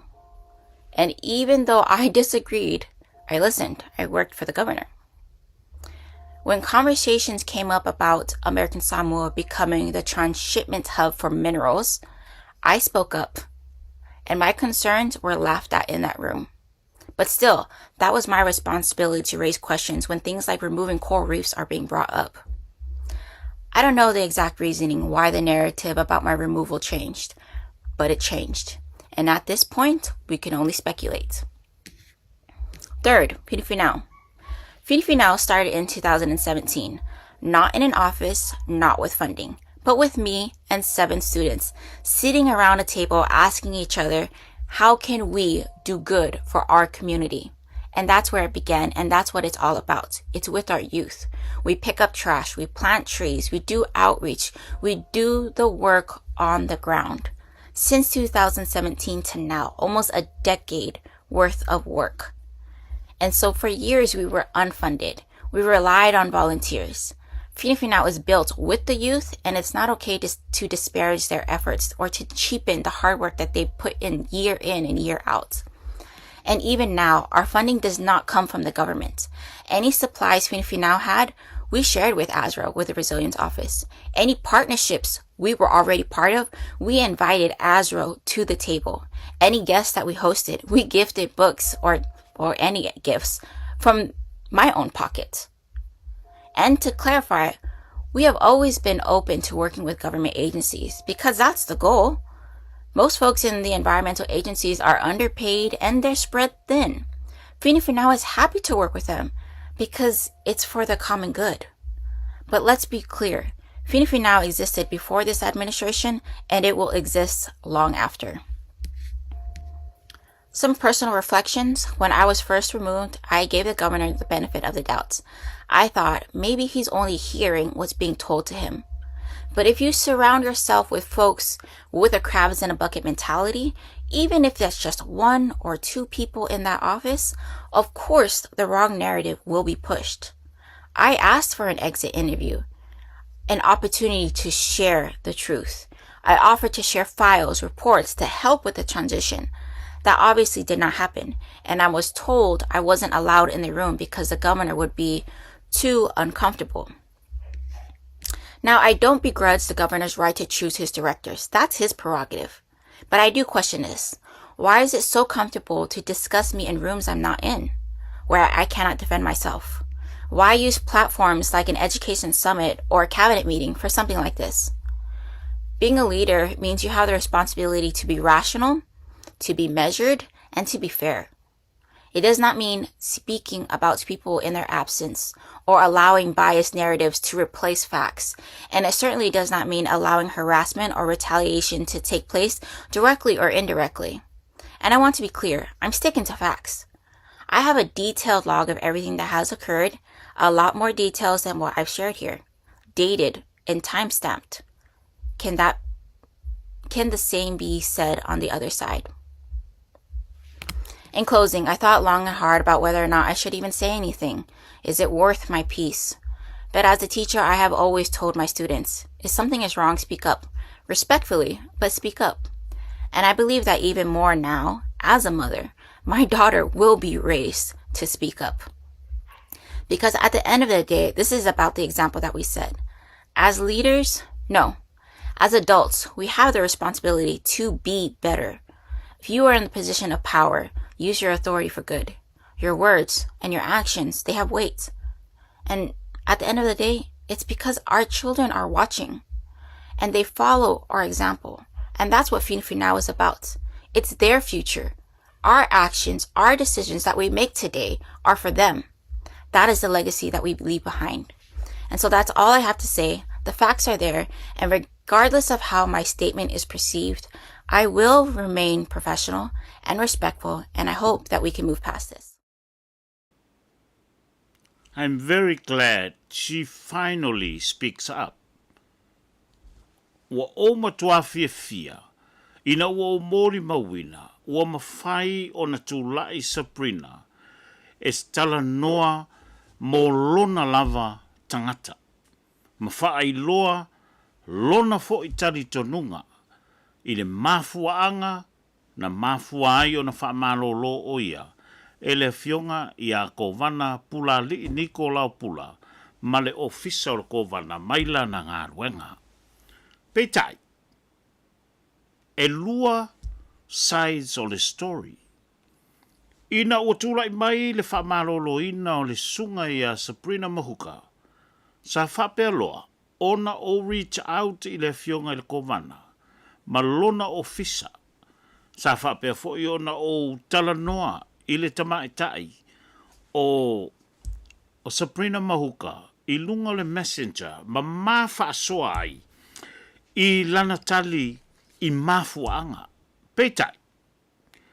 Leo ua whamanino I le so I le tamaitai ina ua sau fafo malona tingi from her comfort zone and speak up. And that's very good. Ya te awaia, o lea ua saulawa ye fafo e whaamatala ana mafuanga. Ai sa o sa idea fo I la leisitu, e te lele lisi na au mai le ofisa o kovana ya te au. O mafuanga, na mafuai o na whaamalolo le tamaitai o Subrina Mahuka, mai lana ngā ruenga. I le nei lisi te le na tōlau mai. I le tala noanga ma le ofisa o kovana. E lua ni mea tāua. O te manao. E whaalau I loa. O nisi nā vaenga o ngaonga. Na mafuai o na whaamalolo. Le sunga ia Subrina Mahuka. Mai lana ngā ruenga bomua. E atangia mai I le reporti na tuu ina mai I a te au. E le manao Subrina. E whaatonu nang oia e lona pule. I le talutonunga o le kovana malona ofisa. O le pule po le tangata e waaia le sunga I a Subrina Mahuka. O le Chief of Staff al kovana, Leonard Seumantafa. Peitai e nate le italiaina. Ai manao e ripoti sao lava, lana ngā ruenga. I le kovana o Amerika Samoa.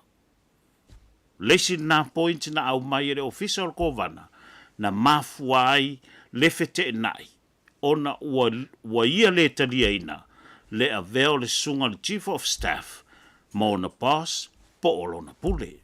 O le vaenga lona lua e talitonu le official kovana ua le mawhaiei on toi whaawau ona ngā lue Subrina Mahuka I le official kovana. Ona ua ia whaia se deal ma se consultant business e konsale ai i le matanga i lana matawhai oi ai le i whaatanga ina e le official governor. That's the side of the story from the governor's office perspective. Nau lātou tu ina mai i a tau. O lona winga o lea whamatalanga. Wa ngā i le tamaita ina ia pūlea le ofisa lea. Ma ia haia pe au mai tu tonu se consultant company e fiso soani i a te ia. E au noa male approval ale kovana po le chief of staff.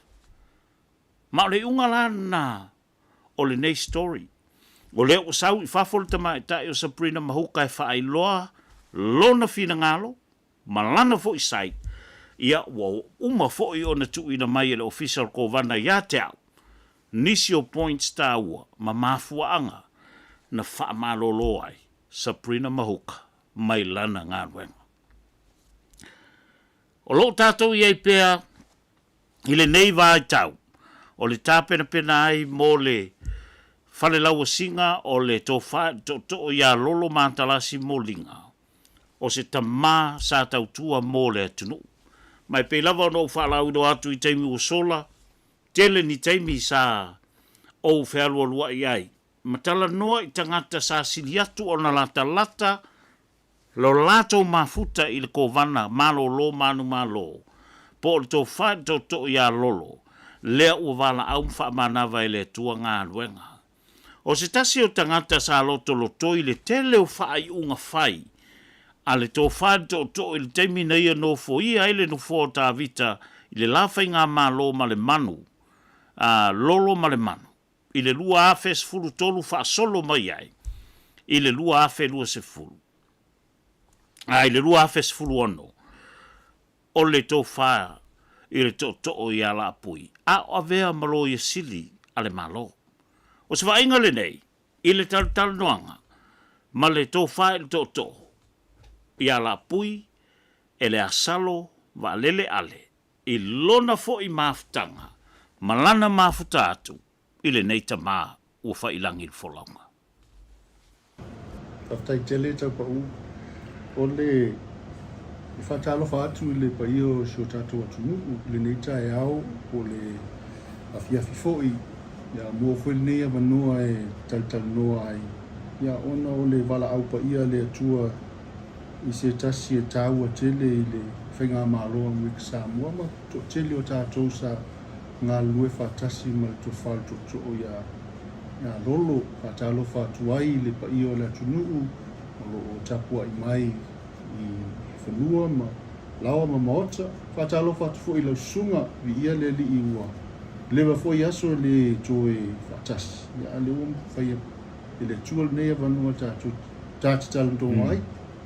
Paftai, e whaia na whaisau sao loa ngā Laapui'S le mafutanga ma Lolo, na whawhea o na lua whailoa i mato wharto ai na whawhea fo i o na e ngā lue i le ofisa i tetei. Whawhtai mo sili, me mua e o te langona o au le tangata ua tele whaamanuianga o maua ona o le whiunga le kovana ia Lolo. Le ngata o tūlanga o le mālo ua whae ina ailo uvai vai. Ia a o whautuanga whatamā na o maua mai i le whiunga i le kovana. O le mea lea na u whalongolo ua wal awina ia le kovana ia Lolo. Ia salangona lava le whanonoa ona ua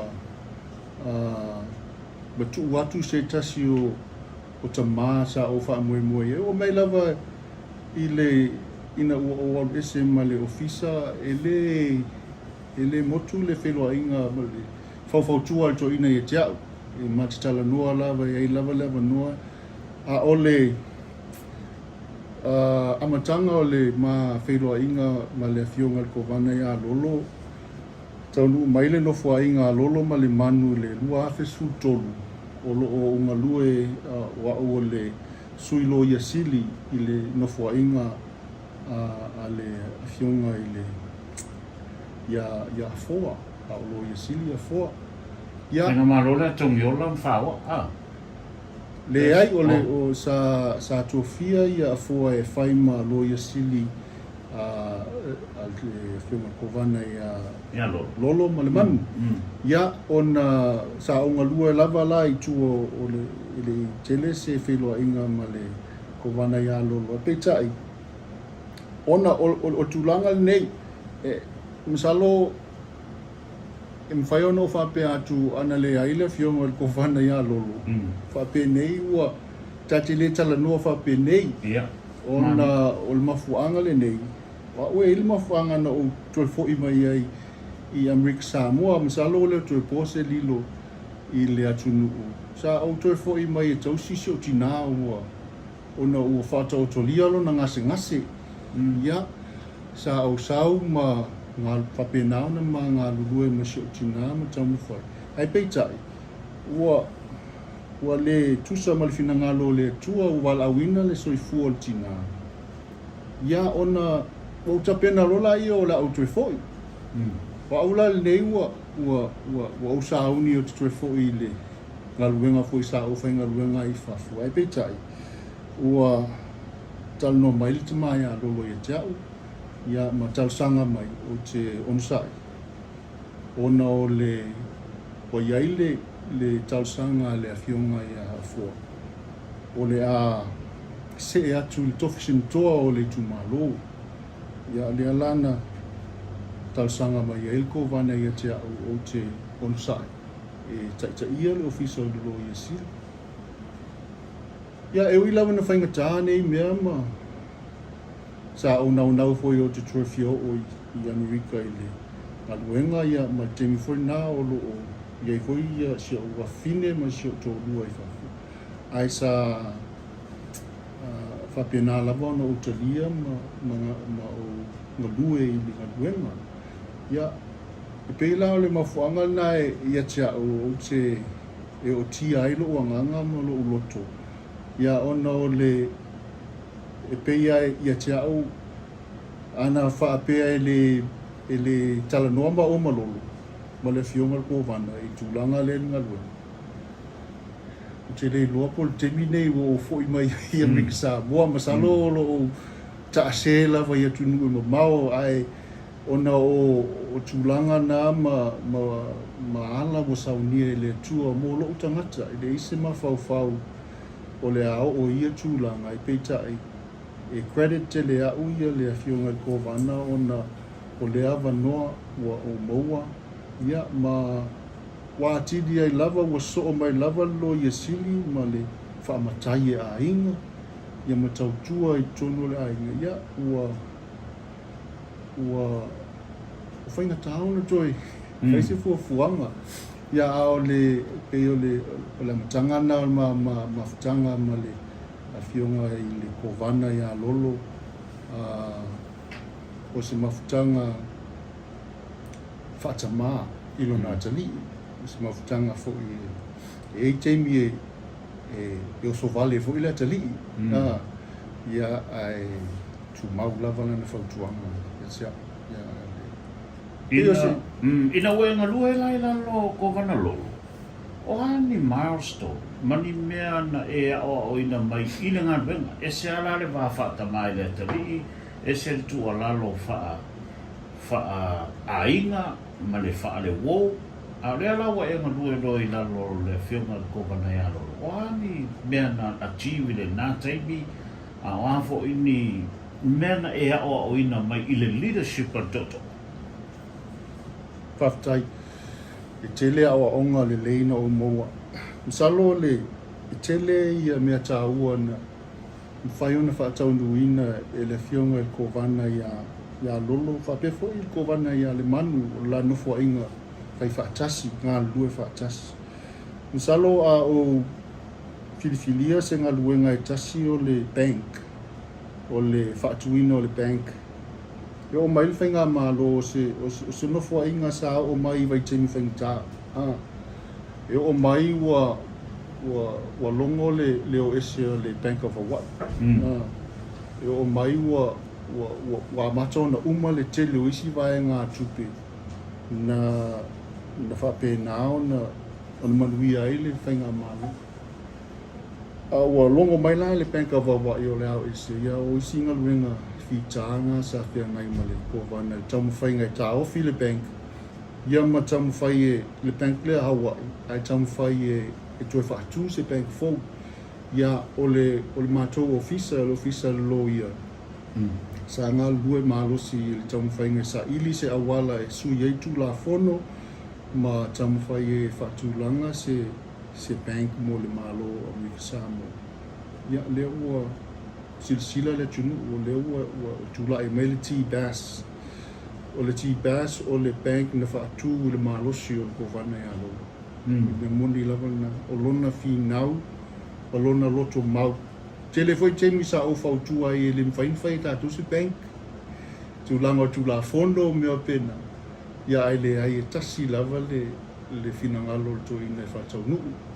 Ia ele na wau, te le io i la tonu al kabineta sa ngā lulue mālosi i le whaatino ino lea whamoe moe o loo mitamitanga sa tongi si o tama i maa i le whaatula ino le tātou bank. O isi ngā luenga te tele o le bond, o nesi le ngā whaatupe i ngā inga luenga i tau nuu mai le Nō le lalo te inga le asia. Nā tonu la, asira. O mai le nofua inga ko mana ia lo matausa ngā, o le utu e whao ngā ina e le malo, le aia te tau lea, e mi whai eona no tupe, tongi ai tā lafu. Ia, a olona whina fo, mantua tupe le mua mei tātou i le malo tele, ma le DOI. Ya, e tai se 10 miliona, pe tai 5 miliona, ile lava se e whatai tali tau sanga, se ia moa se tupe te le whaatino i se ngā luenga. O le bond, e mwhaiona no sa o mea le tupe te le whaatino i ngā luenga. Ya, o le bond la lea na no mai, lea na whaatino i le whaatino le bank. Ma le tele o isi ngā luenga le malo. E pei o mea ia na tū mālosi ai ia la fionga ia Lolo. Ina ia tue whao ngā le bond, le whaatino inga luenga, o le bank isi ngā luenga, ia o le Fono lewa lata ina uma, ia ma le tele fo i o luenga i tūnu whalmai, ma a wala mi tūlanga whapena. Ana le ailo na whina, ina ia whaatulanga le bond. Ia, pene ia ele o ia ingi mea whapea o mwhaiona whaatau luina. Mā o lona to mai fo i. Ele ngata i lona malama le o le mea ma na awai nuna whina mana. A o lona ata mai e ngā lulue ma tangata. I lona vāma le Fono. Na whena e tala noa i le vāma le Fono. Wai ele teimi na clash ai Lolo ma le Fono. Wa e te taulana o tō māmlama o tōlo ia sa whautua ina le whionga kovana nā teini. O hani la sanga na o tō whasosoni ai kovana ina ia le lei arwa ana no nofore. O le executive branch marfo. Tāua tele. Po le alava le vevesi i le vainga mai whafo. E le suia ai ngā luenga i tua. O le awa whatawhata ai le mea pitisilo tāua i la uwa ai i le kovana ma lona vā ma le Fono. Ia, o le ala foina e uia, le whaingatā ma le whitā mi ngā luenga. Sa ma whai lava on fōia. O le towhai a whiu ma le towhai a iulongolongo. O matua ma tangata ua lava le towhai i le vā whea loa i ma le Fono. La tau ia manisi o tō tele sa iai le ofisa sa ngā lue mālosi ina ia tu mau pēr le sootanga o le Fono ma le ofisa o le kovana o le whaaloalo lea e tā ua tele tonu o le tātou whainga mālo awa a le awai le Fono ia whiu al kovana e tū lei e le mwhai e tauan ngā lua te mantua sa whapena le tūlanga i le tūla Fono le bond. Toi whaatuino le pāna. Sa te el fono. Te el fono i le te tau na whai ko wana e au noa ma se whautuanga mai le fono. Ia, sa uia lava awala tu la fono. Ia, i tua maluma. Ia, na alua lua ma lia mai le fono whai tu la fono. Ia, lea ua whapea i tātou. Peo le anganga na sa mata ina te lea tia i le whiunga ko wana e alo. Ona o lona ata mai e whaonga, ia sota inga matangata whaatino ai mea lai whina ngalo ni ai. O le tasi, tarabos mea munmule tau tupea, e tā ua ia tia o le maa mafutanga malolo, o le ngaruenga lea i le lawsuit lea ma sua i le malo Amerika Samoa, le malo tele. Malo Fitzgerald. Io e, sua le malo. Ia, salo ele tupu aia mea il talfasol pito Amerika Samoa. Awa tupu ia lolo. Ai sa ko malo langa.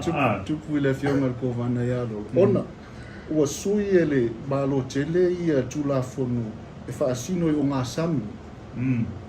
O tulafono na ia i 5 mai i le motua tutuila ma motua Amerika Samoa. Faasao na whaangota ina e whaangota li 8% ma whaatili. Long way. Yo, ona o le mafuanga. Whaavanoa ia o ngā samia mo alia ma pau anai toi ina i nā aso. Ia, peta i wasui tula fono mwhai no mai e ngata mai le sfulua mai la. Mwhai no sao mai tonu. Ia, sa tata noa lava ma le ofisa o le noa, ma ofisa na ina ia awa le suia tula fono e tāua tele o ngā samia mo si o tātou atunuu ia i tūlanga o whaangotanga. Ia o le tau whaifu e tue whaolaola, ia whaangotanga whaalia o pena. Ia ai wale mwhai lava le malo tele ia. O nā whai mea, sa o whautua whai lava e le whiunga ko vane aroe. Au le whai ia. Au le whai e tele la whai na te u whapea o inisi mea e whapea mai le malo tele. Oi, ia o la kipi le si vaenga o le tō tupe.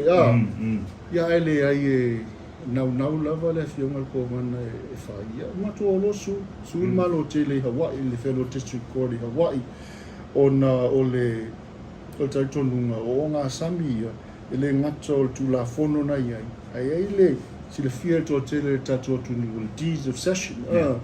O se malienga lea na atusia i le afe iwa se lau i le vao. O toia ina o le atunu, ia ma Amerika.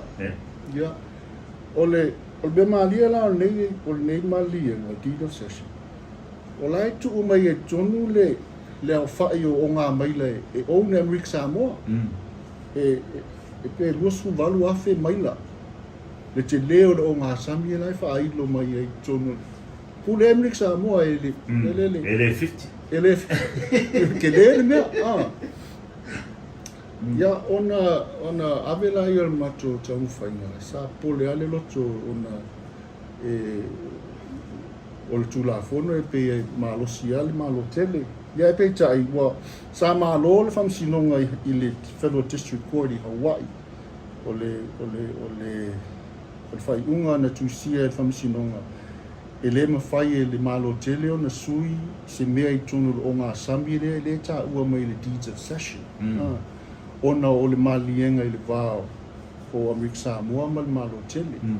Ia, o le alawa la ia swinga e whai e tauna fuafua mumua i se malilia atu o Amerika Samoa.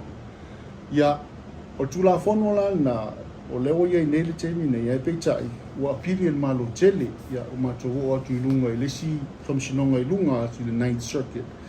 Ia o le tūlanga la na toe liliwa i le whai unga. E le whapea lau whaale au ngā ina le whai unga. A le mau a le 9th Circuit. E whaela e le whapea e le mawhai Amerika Samoa na su mekta o le standing.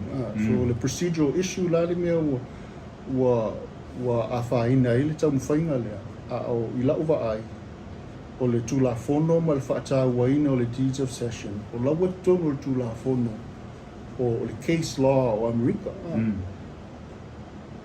O haiti si au ngā tupulanga i o mai kia po au fu te leiloa. Whaino ngā tau aveina le maule. Wai tātou te pisa e name deeds of session. Malona o ngā mal tā ua ia tātou. Ai le ia se si ua fina wina lona tā ua malona. Au ngā i tonus from sinonga. O le fionga e kovana ia Lolo. O ia nānu mua lu ina le malo tele. Whao ngā ila deeds of session. So, lona winga, lawa tusia i le case law ma tu la Fono America. E ili me ta ul deeds of session. E foi lona tā ua mai au ngā. E uila sa dismiss e sa whale au ngā ina le mato tamu whainga ono o le procedural issue i le 9th Circuit. O le mau ma le tā ua o le tu la Fono. O leu whama wina. So, o ilawa la sesi au ngā tupulanga e o mai. I whaino la tau aveinga le case ngā. E tamu whaia e sui ia. Whainga al malo tene lea whaina i tātou. Whatai ta inga o le mele tala no mai ai le i special medals ia le ta o eli mai le manawa o sami. Le deep sea bed mine. Deep sea mine. Ia. O meana e popole ai tātou o ne le loa pole ala whaina. I lo tātou atunu. Ia le e whai o vanga le na matou suina i le case le ma le fionga e kovana ia lo. O la tō fwoi le tal noina le deep sea mine. So, o lo inga lau tala, a whape o le asfina ngalo o le whainga malo, o po le atunu, i le tau po le deep sea mining. O le e le case law. Le ua recognize ai e le whamsinonga le tā ua ma le aia te tau o Amerika Samoa, ona o le deeds of session. Whai un tātou whaonga ina e lui ai le deep sea mining e le tal no mai ai le vanga le. Mane. Pe o nei motu ngā awhana i le tautua o le fionga le kovana ia Lolo. E o te loa e tā ua ma o te fia share ngā atu mo tātou atu nuu. I le tele o mea tā ua sa ia ma lue ma fi nau ai mo shu tātou atu nuu. I le character o Lolo, as a governor, as a former boss for you, e se teimi inga oke e koe inga i mea ho i e tuai ai, e whatuai e ringa i o i rau tō kabineta na teimi o e mantua teimi. Mantua ia, o teimi e oke e to ina. Io o to ina foi e leo stangata foi le tumul falo alo, e tumul falo alo, e tangata e tauta sao. Lesi character o to ina e mai te le au o lona e whailo lona finangalo whailo lona finangalo o mea nai sa ele Fono sa ele Fono na whai i luta au kua tau i Starkis misalo e o keno tal noa i temi vai temi foi o vivesi foi le Starkis e la tu foi fengi a wa me mana o me malo ia sa fai finangalo lo que ai le fai alo mutu oso mo tau fai suilo finangalo no lo nau e se ser mele fai elo finangalo le rico sai ia alwa umolo te kianga e la fioga kovana so mai ai le bana o mele fai el siglo na ya mal fai to io o le ala ma ia fiesisia inga i me fapena a uma o tasi finangalo wale suielo o me ana na alo fai io tu sabote le mali ai finangalo ko van ya o lo ye sile fatinuina io ai o lo ona winga na ila u va ai sangata i le na tete tu mauno na fa vai ai o sila fia le level me sa fa na fa io na o ina e pai se tasi o ofisa maurunga malo i le tofi o lutena kovana na e tala noa ia Lolo o e lera alu run male manu i le tau sangal na io sa ele me fai lava ia o le fionga foi kovana ia o tangata o ainga ia o nei mea e talanoa ina malava e le mawhaiona ona so ona sa matanoa ma le fionga ko vana whailoa e fo'i ia so manao i le tūlanga ia sa mai whaiona whamanuianga io e tāua tele sa o manao lava e whailoa mai sona whinanga lo ia ia ma whapenao na share mai tūlanga na ui. Laapui'S, let's talk about, thank you for allowing Talatala to share with you, and I want you to share with our community your experience during the Lolo's 2 terms in office. And I know you worked really hard with the Lolo Lemanu administration when you took over as their Attorney General at the time. So let's talk about that. First of all, thank you for the opportunity to speak about a very important subject to me. I was very saddened to hear about the passing of Governor Lolo Molinga recently.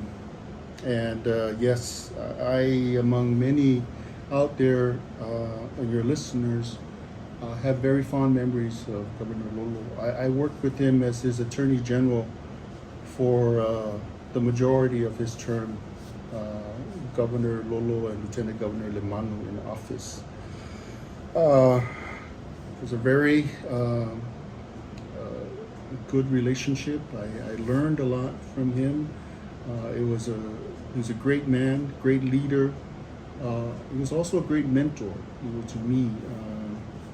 By the time I returned to American Samoa, my father had passed, and he was among the male figures that I looked up to, and so it was a great relationship, and I'm glad that I was able to work as his Attorney General, and we worked on a lot of important issues. I think it's fair to say that Governor Lolo is the reason why I'm still here. In 2012, I moved back to American Samoa, primarily to take care of my elderly mother, who was at the time bedridden. And so I did that, and with the idea of moving back to America to work at a law firm that I was working at. But my mother passed away in 2013, and I was in the process of moving back. And so Governor Lolo intervened, and we had a talk. At the time, then Attorney General of Fono was thinking of leaving office to pursue the senator seat from his district. And so Governor Lolo spoke to me and asked me to be Attorney General. It was a difficult decision for me, but I think it was the right decision, and I'm glad that I accepted his offer. And from then on, I've been here ever since. As Attorney General, working with Governor Lolo, I can say there are many things, positive and good things that we've accomplished during his administration with Lieutenant Governor Lemanu. But one of the top things in my mind is the TBAS, the Territorial Bank of American Samoa. As the administration was coming in, Bank of Hawaii decided to leave. And Governor Lolo worked really hard to delay the departure of Bank of Hawaii, but also pushing to establish a bank here. And I think his determination and perseverance was evident in his pursuit.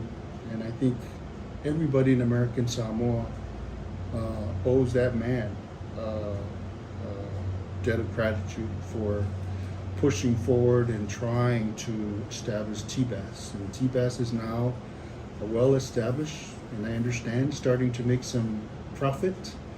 And I am glad that as his Attorney General, I had a very small piece in making that become a reality. So I give Governor Lolo all the credit for pushing that through with the Fono and all the people who approved the change in the law and the funding. The second thing that in top in my mind is the bond. When Governor Lolo came into office, there is a statute that allows American Samoa to borrow money through bonds, but it hadn't been used for many years. And so looking at all the work that he had planned to do for American Samoa and the lack of funds, DOI only gives us, I don't know, so many millions of dollars on an annual basis. That's not enough for major projects like building a bank or doing all of these things. So Governor Lolo pushed to have the bond statute amended so we can reuse it again and bring in borrow money for all these major infrastructure projects. It's a very difficult thing to go through. There's obviously concern about ability to repay and the impact on the future of American Samoa. But he worked really hard, worked with the Fono, and we were able to secure bonds that is now help build the bank, that help build the Fono building that is brand new and now becoming alive, the courthouse. There's many other major infrastructure projects that were built because of that funding, roads and so forth. And so I was really proud of again, playing a very small part in navigating through that process.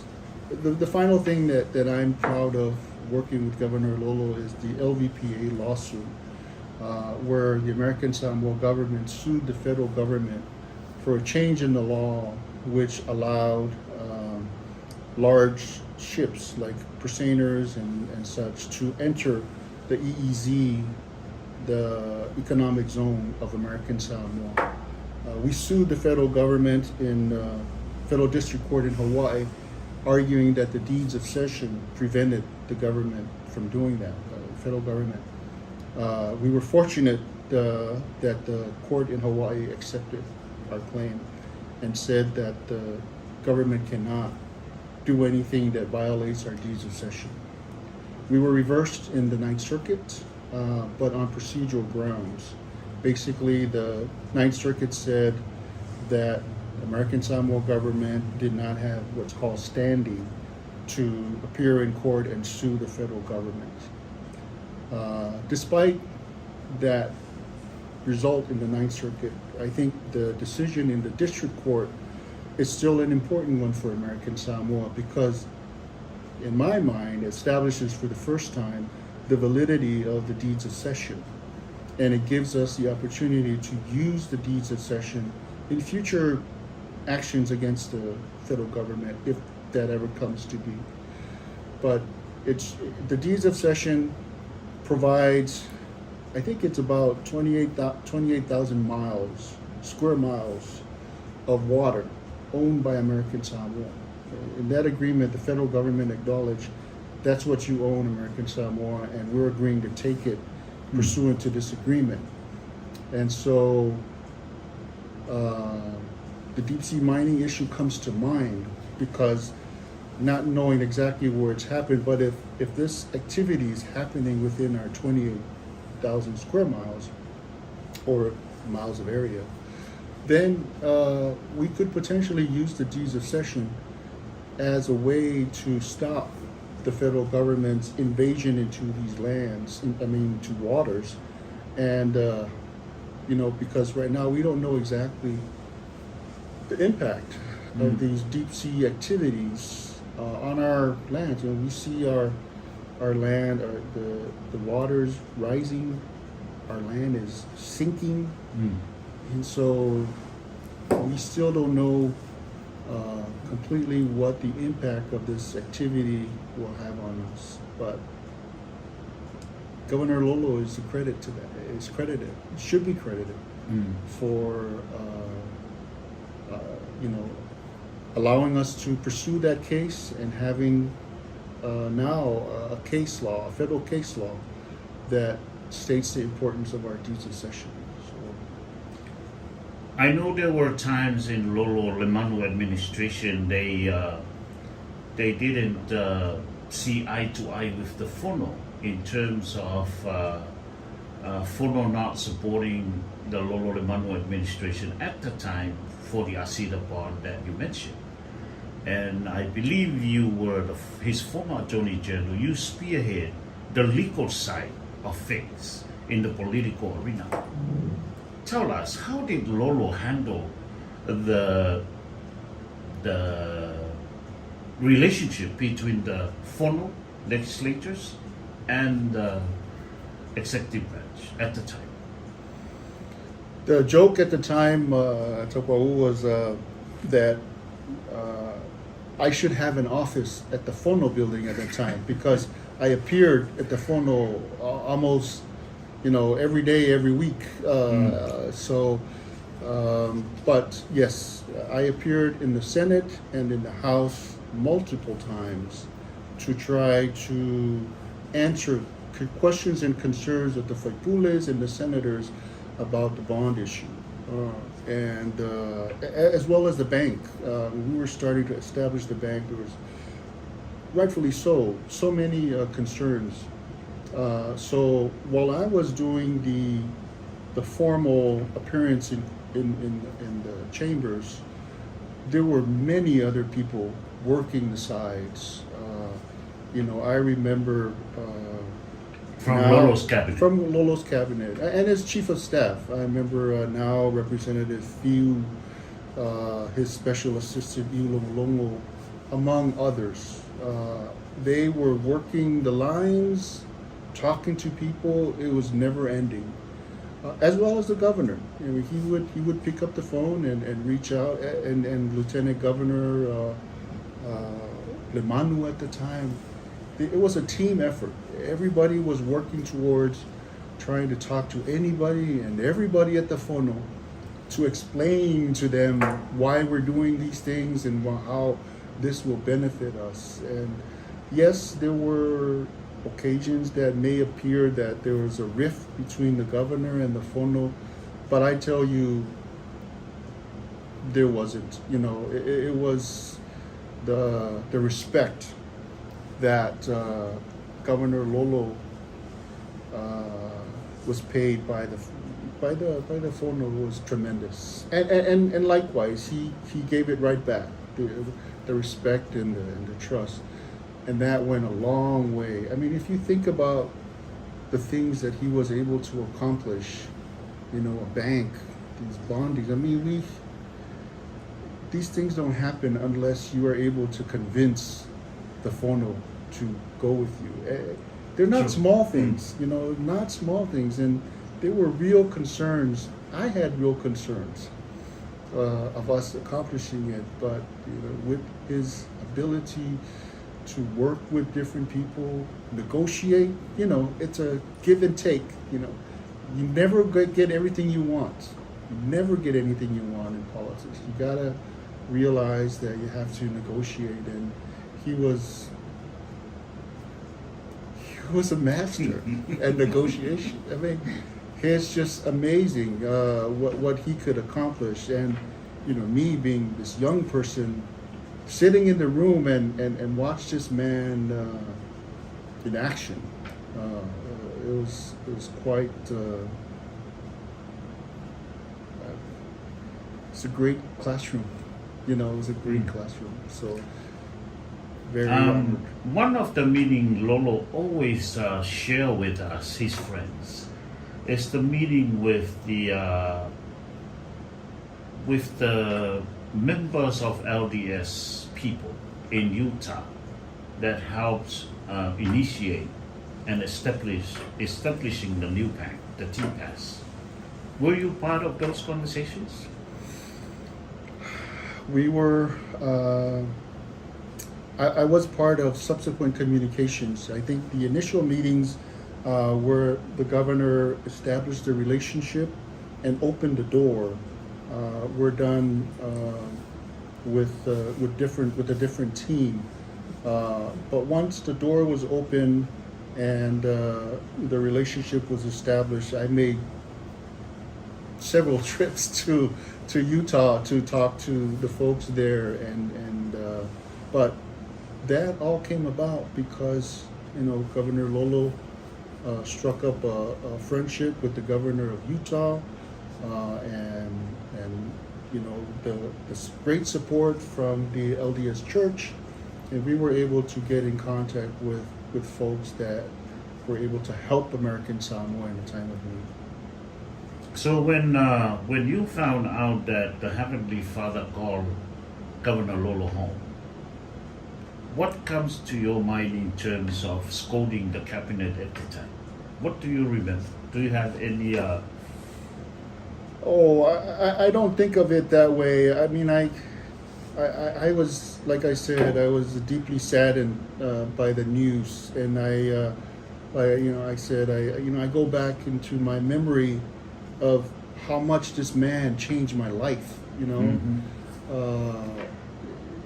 mean, I wouldn't be sitting here talking to you if it wasn't for Governor Lolo, and I owe the man a lot, and I try to repay that debt by what I do today.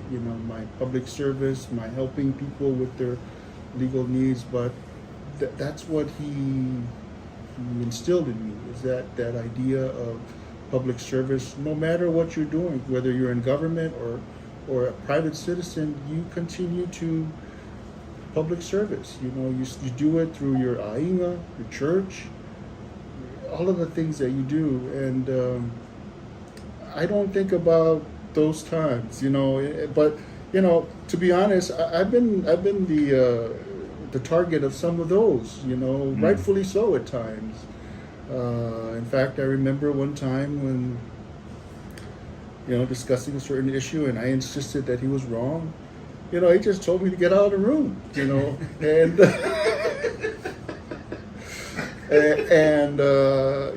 I did. I got up and left, and I found out later what does a governor want to do. Okay, and that's what I did. I do, we argue, and this happened a lot. We discuss issues. I give him my opinion, and he decides, no, this is what I want to do. And at the end of the day, he's the governor. Find a way to do it. He's the governor. I'm the attorney general. I listen to what he says, and as long as it's not violating the law, I follow him. And he was always right. The LVPA law, suing the federal government, the bank, the bonds. I advised him on these things, and some I identify some real risk of doing these things. But that was the thing about Governor Lolo. He knew what he wanted to do. He saw the promised land, and you could come up with all reasons why you can't get there, but he's seen it, and he's already determined the way, and so I was glad to be part of that, and very honored. And like I said, my condolences to First Lady Cindy Molinga and the family for this great loss for the people of American Samoa. And I hope and pray that his life is a guiding light for our young people and for us who remain here, of a man who who signified the word tautua, it signified that, and to the ultimate end of the word. He was such a great leader, and wanted always, whatever we do, that it is a service to the people. So you consider Lolo as a father figure to you. So when you decided to run with Lemanu as Lemanu's lieutenant governor, have you approached Lolo for advice? we were always talking about issues like that, and that issue certainly came up, and I did talk to the governor about it, and he gave his blessings for that. He wasn't happy that I was leaving the office of the Attorney General, because I told him that once I outwardly run for public office, I could no longer work as Attorney General, and but in the end, he gave his blessings. I would say that even during my time as Lieutenant Governor, I had communications with Governor Lolo. He would call and advise me or tell me what he was thinking about certain things that were happening in the government. And even after I left office, you know, he would call and just check in on me and see how things were doing. So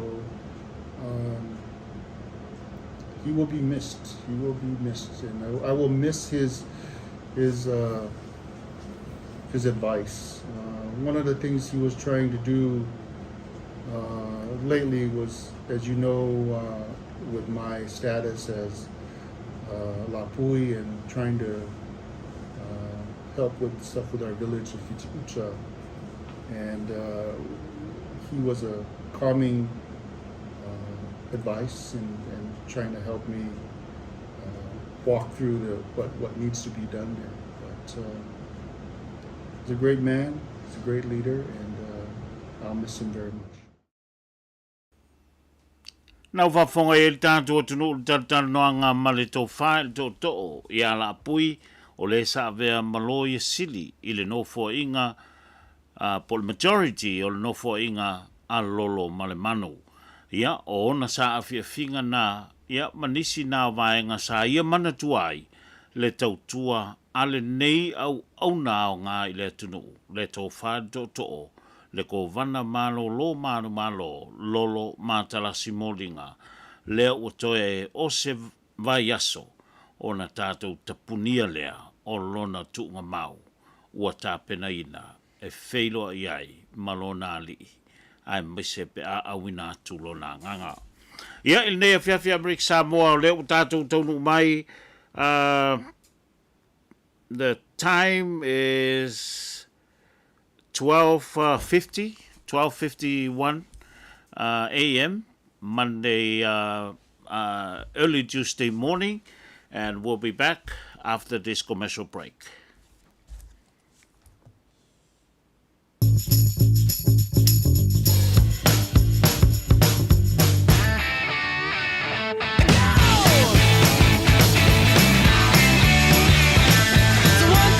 Take my hand and come with me because you look so fine that I really want to make you mine. 4, 5, 6, come on and get your kicks. Now you don't need the money when you look like that, do you, honey? Big black boots, she's so sweet with her get back stare. I know we ain't got much to say. Let you get away, yeah.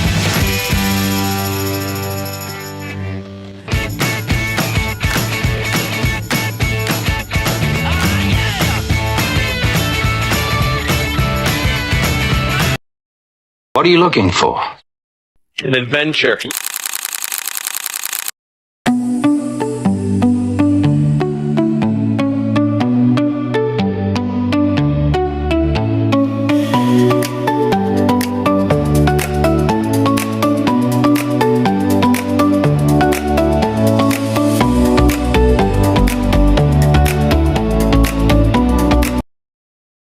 Your next vehicle is more affordable than you think.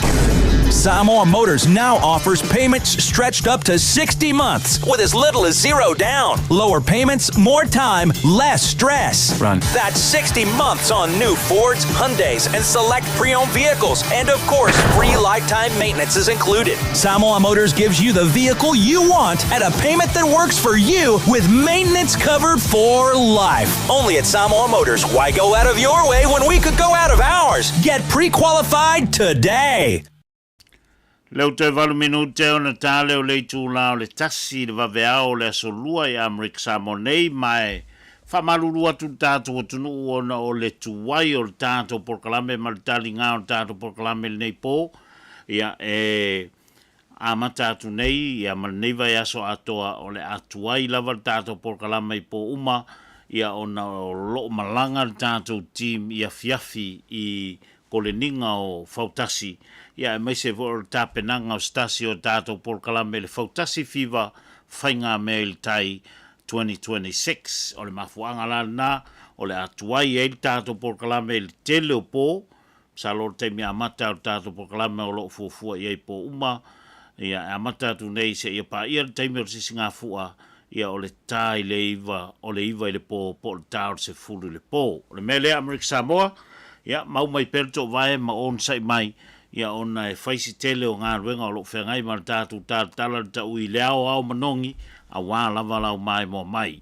Mo so Samoa i so se tafa lalangi e mai se lava nei e tātou toa Samoa i la tau ua i tutonu o no fuanga o vevesi i la tau foi o lo tāpena pena mo moli atu o lo whaanga mo o tau u malava. Paanga ma au mea mai al Talatala ta ui o lo mafuta mai neiva veao mai so se stete o Amerika whapea i New Zealand Australia o te alofa te le atu mo o tau u malava. Ale au au nanga nā Talatala ta ui le nei pō. God is good, God is great. I'm your host. Tau pa u tau le ave tolu ono. Good night and tō whāsoifu. Leva eva ban, le usauri mai e whai wina le tātou porkalame le nei e fiafi ma le pese o whai ngoina ma le pese le nei ia le u tāpena ina tu lona ia lau wafi o ngapele ai ole a o savali vali atu o te ta oto i o au tafa ia ma tātou tō whawhawha atasi le nei pō. Manuia le pō Amerika Samoa, soifua.